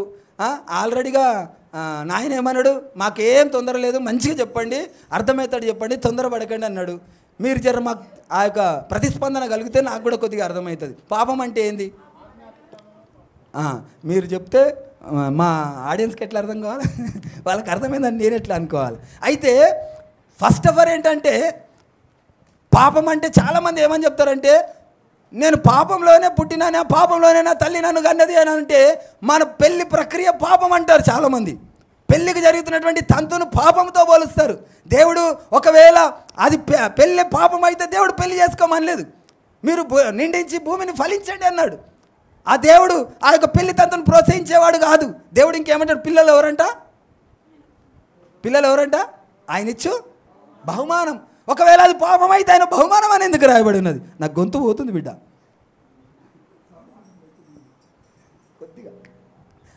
అయితే పిల్లలు యెహోవా ఇచ్చు బహుమానం అని ఎందుకు అంటాడు? పెళ్లి ప్రక్రియ పాపమే అయితే కనుక ఆ విషయాన్ని మనం గ్రహించాలి. నిజంగా వాక్యాన్ని మనం కరెక్ట్గా చదివితే మనకు దేవుడు మంచిగా అర్థమవుతాడు. దేవుడు పెళ్లి ప్రక్రియను పాపంతో పోల్స్తలేడు. పెళ్ళిని పాపంతో పోలిస్తే ఒక ఆయన ఏమంటాడంటే, బైబిల్లో అన్ని బూతులు ఉన్నాయి అన్నాడట. అయితే ఒక పాస్టర్ ఏమన్నాడు తెలుసా? ఎవరైతే బూత్ అంటారో ఆ బూతుని కట్ చేసుకోండి, మీ శరీరంలో ఎందుకు పెట్టుకోండి అన్నాడు. వాస్తవమే, అది బూత్ అంటే నీ శరీరంలో ఎందుకు ఉంది, కట్ చేసుకోండి అన్నాడు ఆయన. బైబిల్లో బూతులు లేవు, బూత్ పనులు చేయకూడదని రాయబడి ఉన్నది. పెళ్ళి అంటే పాపం కాదు, పెళ్ళి అంటే పరిశుద్ధమైన కార్యం.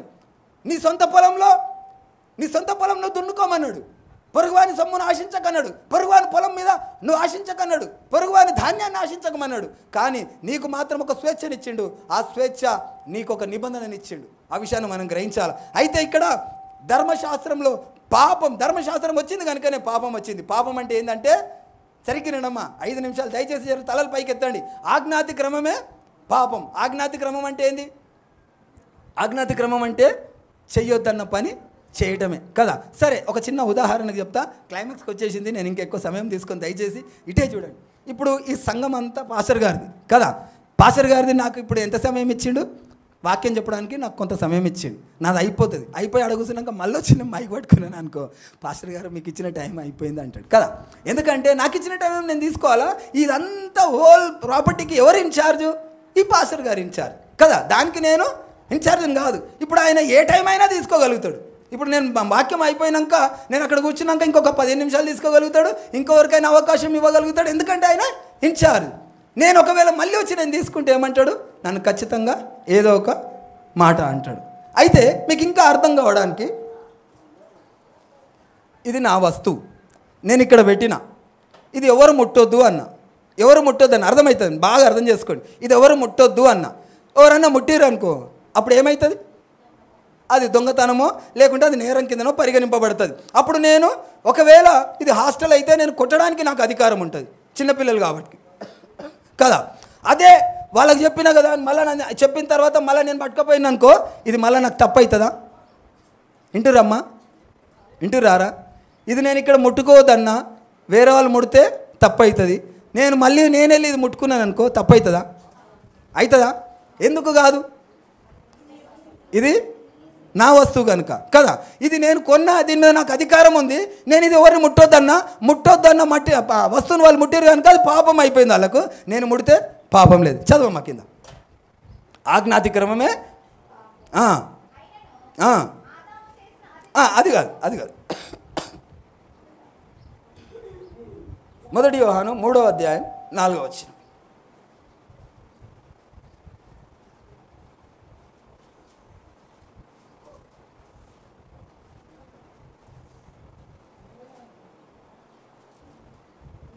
నాలుగు 5 చదవండి.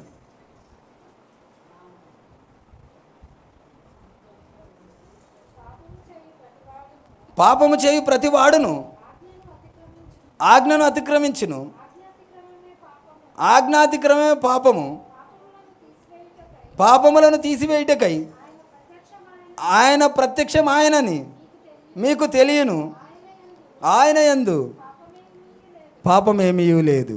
హల్లెలూయా, హల్లెలూయా. ఇక్కడ ఈ చివరి వచనము మీకేమైనా అర్థమైందా? ఆజ్ఞాతిక్రమమే పాపము చేయి ప్రతివాడు ఆజ్ఞను అతిక్రమించును, పాపములను తీసివేయటకై ఆయన ప్రత్యక్షమాయను అని మీకు తెలియను, ఆయన యందు పాపం ఏమీ లేదు. ఆయన యందు పాపం లేదంటే ఏమర్థమైంది మీకు? ఇప్పుడు ఇంతసేపు వాక్యం విన్నారు కదా, ఆయనలో పాపం లేదంటే ఏమర్థమైంది? మనోళ్ళు కాదు, ఈ స్టాఫ్ మాత్రమే. ఏమర్థమైంది? ఆయనలో పాపం లేదంటే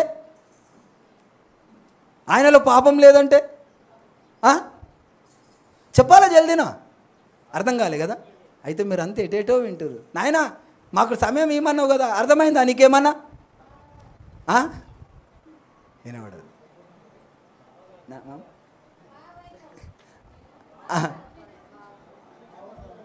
నీకేమన్నా అర్థమైందా రమేష్?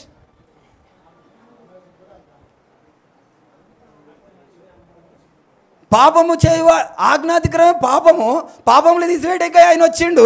ఆయనలో పాపం లేదంటే ఆయనకు ఎవరు లేరట? ఆజ్ఞ ఇచ్చేటోళ్ళు లేరు. ఇప్పుడు చాలామంది ఏమంటారంటే యేసుప్రభుల వారికి శక్తి లేదు, యేసుప్రభుల వారికి అధికారం ఎవరో ఇచ్చిండ్రు అంటారు. కానీ ఇక్కడ దేవుడు చెప్తున్నటువంటి మాట ఆజ్ఞాతిక్రమే పాపం అన్న మాట ఎంత సత్యమో, నాలో పాపం లేదంటే ఆయనకు అధికారి ఎవరు లేరన్న మాట సత్యం. అది హల్లెలూయా, హల్లెలూయా. ఆ సత్యాన్ని కనుక నువ్వు గ్రహించకపోతే నీకు రక్షణనే లేనట్టు. ఆ దేవాది దేవుని మీద అధికారి ఎవరు లేరు. ఆయనలో పాపం లేదంటే ఆయనకు ఎవరు అధికారం లేదు, ఆయనకు పైన ఎవరు లేరు. ఆయన మనకు అన్ని విధాలు ఉపమాన రీతిగా మనకు ఎందుకు చెప్పిండో ఆ విషయాన్ని మనం గ్రహించాలి. మనలో పాపం ఉందంటే ఆజ్ఞాతిక్రమం ఉంది, మనకు ఆయన ఆజ్ఞ ఇచ్చిండు. ఆయనలో పాపం లేదంటే ఆయనకు ఆజ్ఞ ఇచ్చేవాడు లేడు. మొదటివాడు కడపటివాడు మృతుడైడు కానీ తిరిగి లేచిండు. ఆయన మన కొరకు ఆయన మహిమను వదిలి రావాల్సి వచ్చింది కనుక ఆయన ఈ లోకానికి వచ్చిండు. ఆ విషయాన్ని మనం గ్రహించకపోతే మనకు రక్షణ లేదు. ఆయన దేవాది దేవుడై ఉండి మనిషిగా ఈ లోకానికి వచ్చిండు. ఆ చిన్న మర్మాన్ని మనం తెలుసుకోకుండా, మనం ఆ సత్యాన్ని తెలుసుకోకుండా మనము బ్యాప్టిజం తీసుకుంటే అది వ్యర్థమైంది అని. ఆయన తండ్రి యొక్కయు కుమారుని యొక్కయు పరిశుద్ధాత్మ యొక్కయు నామంలోనికి అంటే ఆ నామమే యేసు నామం. నాలో పాపం లేదంటే ఆయనకు ఆజ్ఞ ఇచ్చేవారు లేరు. ఆయననే దేవాది దేవుడు. ఆయన దేవాది దేవుడు అంటే ఆయన మనిషిగా ఈ లోకానికి వచ్చిందన్న మాటను మనకు ఆయన తెలియజేస్తూ ఉన్నాడు. ఆ విషయాన్ని మనం గ్రహించకపోతే మనకు రక్షణ లేదు. ఆ విషయాన్ని మనం గ్రహించుకోవాలా, ఆ సత్యాన్ని మనం ఎల్లవేళలా గ్రహించాలా. ఇంకో విషయం ఏంటంటే ఇంకా అనేక విధమైనటువంటి మర్మాలు ఉన్నాయి. అసలు దేవుడు అంటే ఎవరు, దేవుని గురించి ఆయన శక్తి గురించి మనము ఆయనకు తెలియకపోతే మనం ఆయనను తెలుసుకోలేము. ఆయన ఆకాశమున సింహాసనము భూమిన పాదపీఠం అన్నాడు. అంతటి గొప్ప దేవుడు.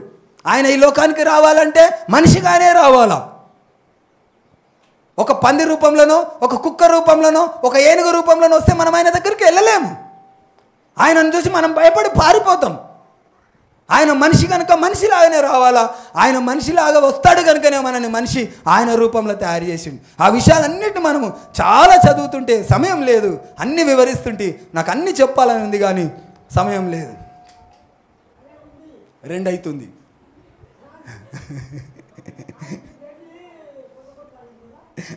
అయింది వచ్చి అవునా వచ్చిరా నా పెళ్ళికి. హల్లెలూయా హల్లెలూయా.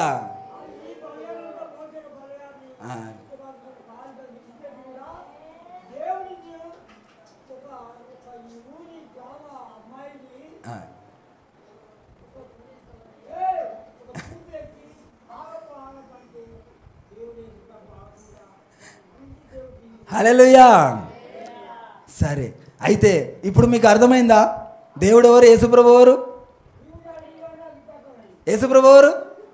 సరే ఇటు నుండి నాయన చెప్పేసిండి అంతా. యేసుప్రభు ఎవరు? దేవుడై ఉండి మనిషిగా ఈ లోకానికి వచ్చిండు. ఆయననే దేవాది దేవుడై ఉండి మనిషిగా వచ్చిండని మనం గ్రహించాలా. ఆయనకు అధికారి ఎవరు లేరు, ఆయనకు తండ్రి ఎవరు లేరు, ఈయన కుమారుడు కాదు, ఆయన సర్వశక్తిమంతుడు. ఆయన నామంలోనే రక్షణ, ఆయన నామంలోనే విడుదల. కనుక మీరు వెళ్ళి ఏం చేయాలట? సర్వలోకానికి, సర్వ సృష్టిలో సువార్త ప్రకటించాలా. అందరినీ ఏం చేయాలా? శిష్యులుగా చేయాలా. ఎవరికి శిష్యులుగా చేయాలా? దేవునికి శిష్యులుగా చేయాలా. ఏ విధంగా చేయాలా? తండ్రి యొక్కయు కుమారుని యొక్కయు పరిశుద్ధాత్మ యొక్కయు నామములోనికి. ఆ నామం ఏ నామము? యేసు నామము. యేసు నామంలో ఏమున్నది?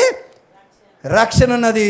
అయితే ఈ యొక్క దినాలలో అపవాదిగాడు ఏం చేస్తున్నట? అనేకులకు ఏం చేస్తున్నట? గుడ్డితనం కలగజేస్తున్నట. మనం ఏం చేయాలా? ఆ అపవాది గాని యొక్క ఆ యొక్క కుయుక్తిని మనం పసిగట్టాలా. ఆ యొక్క కుయుక్తిని పసిగడితే మనం ఏం చేస్తాము?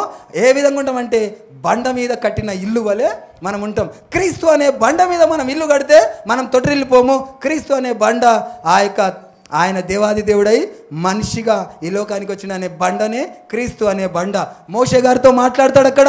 మోషే, నేను నీతో మాట్లాడతా, నువ్వు నాతో మాట్లాడు. అంటే నాయనా నాకు నిన్ను చూడాలని ఉంది అంటాడు. నిన్ను చూడాలంటే నన్ను చూసేవారు బ్రతకరు, కానీ నీకు ఒక అవకాశం ఇస్తున్నా. నీ సమీపంలో ఒక బండ ఉంది, ఆ బండ మీద నిలబడు, నా చెయ్యి నీకు అడ్డు పెడతా, నా మహిమను నీకు చూపిస్తా అంటుండు. ఆ బండ ఏ బండ? అది క్రీస్తు అనే బండ.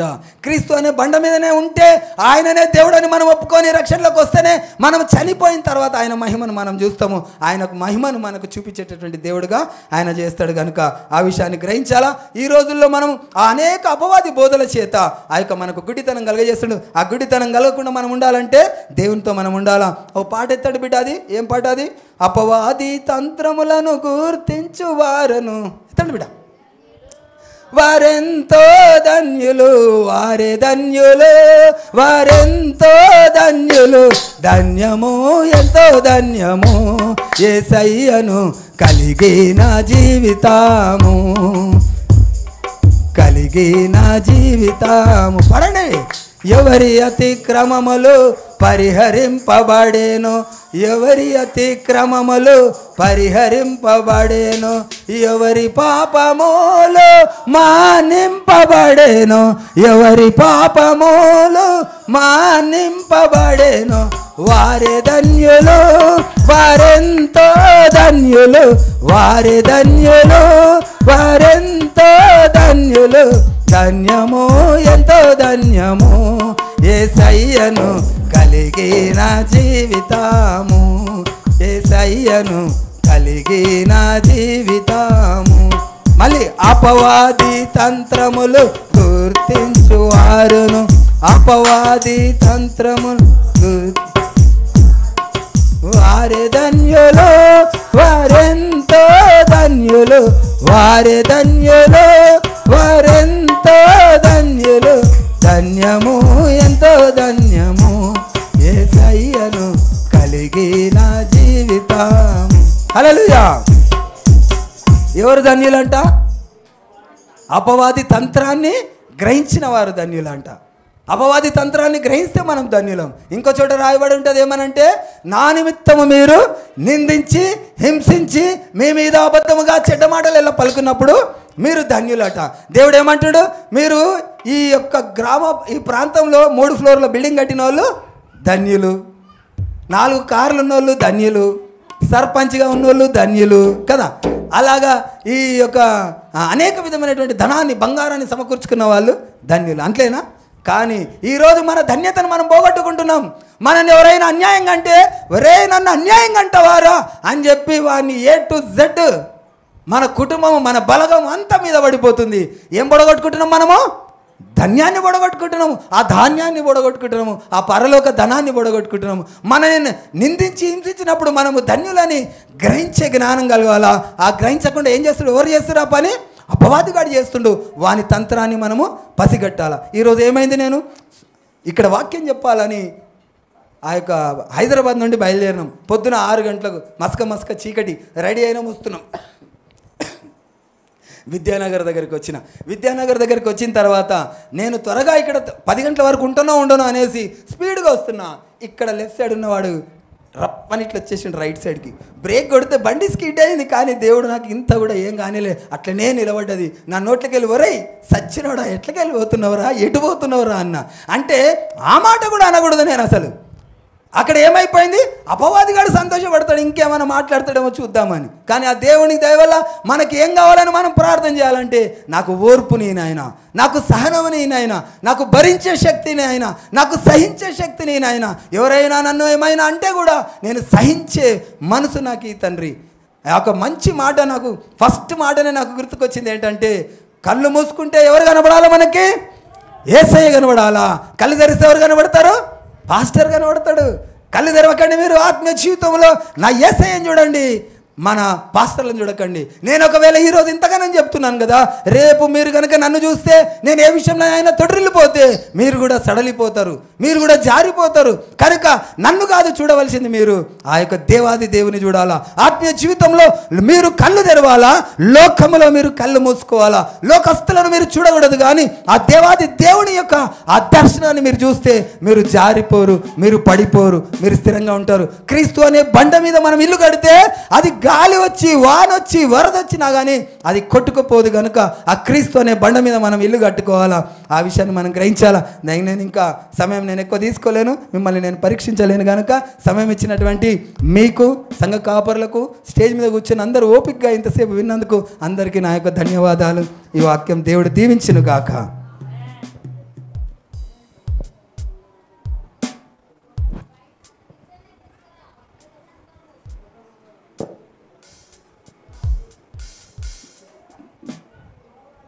దేవుని నామమునకు స్తోత్రం కలుగునుగాక. పాస్టర్ సామ్యుయల్ గారిని దేవుడు నిలబెట్టి ప్రభువు నామములో నిజంగా యేసుక్రీస్తు ఎవరు, ఆయన నామం ఎంతో గొప్ప నామము కదా. ఆ నామములో మనం ఎలా బాప్తిసము తీసుకోవాలి, ఎలా జీవించాలి, ప్రాక్టికల్గా మన యొక్క జీవితంలో మనము ఏ రీతిగా జీవించిన సత్యాలు మనకు బోధించాడు. కాబట్టి ప్రభువు నామంలో సంఘ తరపున పాస్టర్ సామ్యుయల్ గారికి వందనాలు చెల్లించుకుంటున్నాను. దేవుడు ఆయన పరిచర్యను మన కుటుంబాన్ని దీవించునుగాక. ఈ సమయంలో మనం ముగింపులో ఉన్నాము. మన యొక్క రమేష్ అన్న గారు ఏమైనా అనౌన్స్మెంట్ చేస్తే మనము ముగించుకోవడం కోసమే ప్రయత్నం చేద్దాం. రమేష్ అన్న రెడీయా?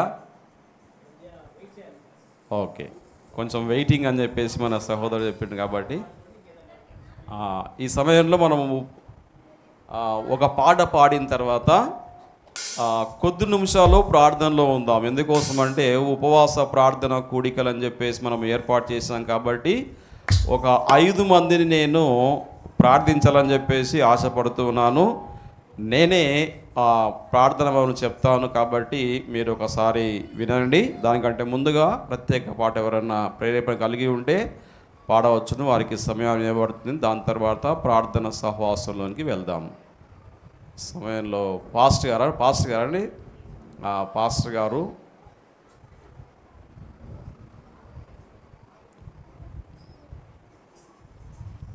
ముందుకు వచ్చి కూర్చోవలసిందిగా మనం చేస్తున్నాను.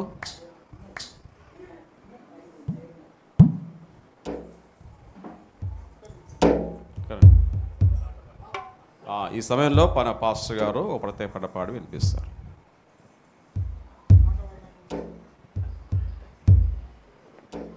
దేవునికి స్తోత్రం కలుగును గాక. హల్లెలూయా. ఈ యొక్క సమయంలో ఈ కూడికను బట్టి ప్రభును స్తుతిస్తుంటున్నాను. మరి దైవజనులు ఎలియాన్న గారికి, అలాగే మా యొక్క మిత్రులు సన్నిహితులు సన్ని దయాకర్ గారికి నా యొక్క వందనాలు. మరి హైదరాబాద్ నుంచి వచ్చినటువంటి పెద్దలు, మరి దైవజనులు శామ్యులయ్య గారికి వర్తమానం అందించినటువంటి మీకు అందరికీ వందనాలు. మా మిత్రుల ద్వారా రావడం జరిగింది. సరే అండి, మనకందరికీ వచ్చినటువంటి పాట అందరికీ అంటే కొంచెం ఈగల్ ఫర్ వెయిటింగ్ వాక్యం విన్నాం కదా. మరి ప్రార్థనకు ముందు ప్రిపరేషన్ అందరం కూడా వచ్చే పాట ప్రేమించేదన్న అధికముగానే పాట పాడి ప్రభుని స్తుతించదా. ప్రేమించేదన్ అధికముగా ఆరాధింతున్ ఆసక్తితో, ప్రేమించేదన్ అధికముగా ఆరాధింతున్ ఆసక్తితో, నిన్ను పూర్ణ మనసుతో ఆరాధింతున్, నిన్ను పూర్ణ బలముతో సేవించేదన్, నిన్ను పూర్ణ మనసుతో ఆరాధింతున్, నిన్ను పూర్ణ బలము సేవించేదన్. ఆరాధన ఆరాధన ఆమేన్. ఆరాధన ధన ఆరాధన ఆరాధన ఆరాధన ఎబినేజరే ఎబినేజరే ఇంతవరకు ఆదో ఓ ఎబినేజరే ఎబినేజరే ఇంత ఆదుకున్నావు నన్ను, ఇంతవరకు ఆదుకున్నావు నన్ను, ఎంత నిన్ను పూర్ణ మనసుతో ఆరాధింతున్, నిన్ను పూర్ణ బలముతో సేవించేదన్, నిన్ను పూర్ణ మనసుతో ఆరాధింతున్, నిన్ను పూర్ణ బలముతో సేవించేదన్.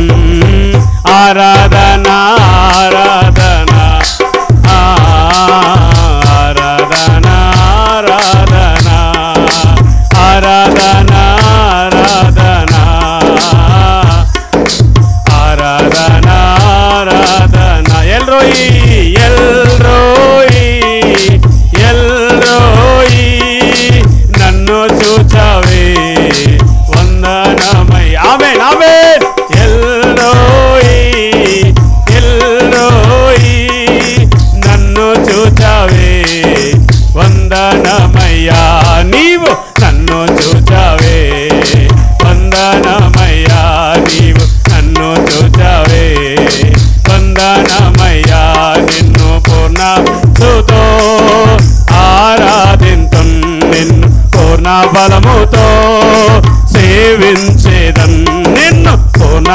మనసుతో ఆరాధించు నిన్ను పూర్ణ సేవించే ఆరాధన ఆరాధన ఆరాధన ఆరాధన ఆరాధన ఆరాధన ఆరాధన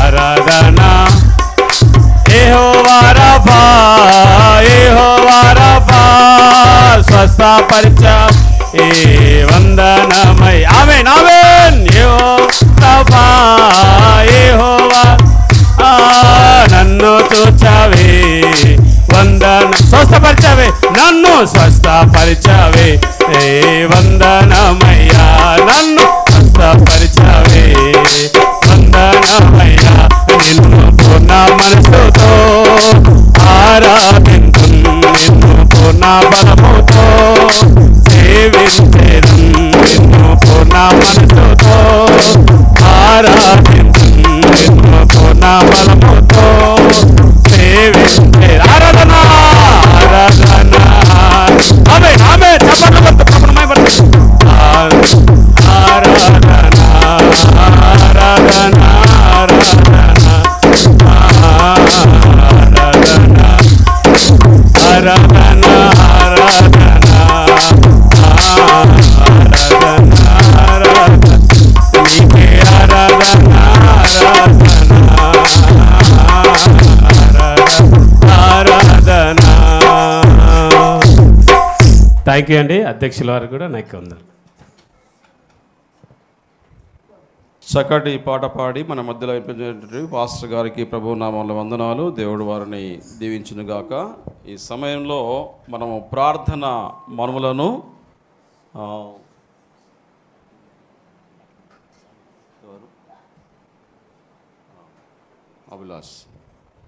పాస్టర్ అభిలాష్ గారు కూడా ఈ సమయంలో ఒక ప్రత్యేక పాట పాడి మనకు వినిపిస్తారు. ఈ సమయంలో దాన్ని కూడా ఆహ్వానిస్తున్నాను.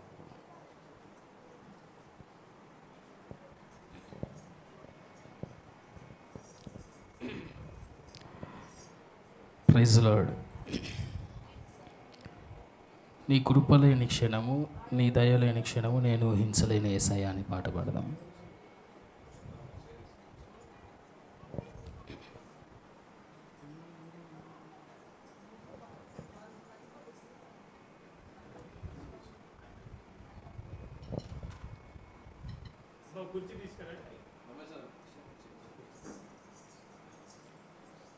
యేసయ్యా నీ కృప నాకు చాలయ్యా, నీ కృప లేనిదే నేనుండలేనయ్యా. యేసయ్యా నీ కృప నాకు చాలయ్యా, నీ కృప లేనిదే నేనుండలేనయ్యా. నీ కృపలే నీ క్షణము నీ దయలే నీ క్షణము నేను ఊహించలేను యేసయ్యా. నీ కృపలే నీ క్షణము నీ దయలే నీ క్షణము నేను ఊహించలేను యేసయ్యా. యేసయ్యా నీ కృప నాకు చాలయ్యా, నీ కృప లేనిదే నేనుండలేనయ్యా. యేసయ్యా నీ కృప నాకు చాలయ్యా, నీ కృప లేనిదే నేనుండలేనయ్యా. మహిమను విడిచి మహిలోకి దిగి వచ్చి మార్గముగా మారి మనిషిగా మార్చావు. మహినే నీవు మాధుర్యముగా మార్చి మాదిరి చూపి మరు రూపమిచ్చావు. మహిమను విడిచి మహిలోకి దిగి వచ్చి మార్గముగా మారి మనిషిగా మార్చావు. మహినే నీవు మాధుర్యముగా మార్చి మాదిరి చూపి మరు రూపమిచ్చావు. మహిమలో నేను మహిమను పొందా మరు రూపమిచ్చింది నీ కృపా. మహిమను పొంద మహిమగా మార్చింది నీ కృప యేసయ్యా నీ కృప నాకు చాలయ్యా నీ కృప లేనిదే నేనుండలేనయ్యా యేసయ్యా నీ కృప నాకు చాలయ్యా నీ కృప లేనిదే నేనుండలేనయ్యా నీ కృప లేని క్షణము నీ దయ లేని క్షణము నేను ఊహించలేను యేసయ్యా నీ కృప లేని క్షణము నీ దయ లేని క్షణము నేను ఊహించలేను యేసయ్యా ఆజ్ఞల మార్గమున ఆశ్రయమును ఇచ్చి ఆపత్కాలమున ఆదుకొన్నావు ఆత్మీయులతో ఆనందింపచేసి ఆనంద తైలముతో అభిషేకించావు ఆజ్ఞల మార్గమున ఆశ్రయమును ఇచ్చి ఆపత్కాలమున ఆదుకొన్నావు ఆత్మీయులతో ఆనందింపచేసి ఆనంద తైలముతో అభిషేకించావు ఆశ తీరా ఆరాధన చేసే అదృష్టమిచ్చింది నీ కృపా నాశ తీరా ఆరాధన చేసే అదృష్టమిచ్చింది నీ కృప యేసయ్యా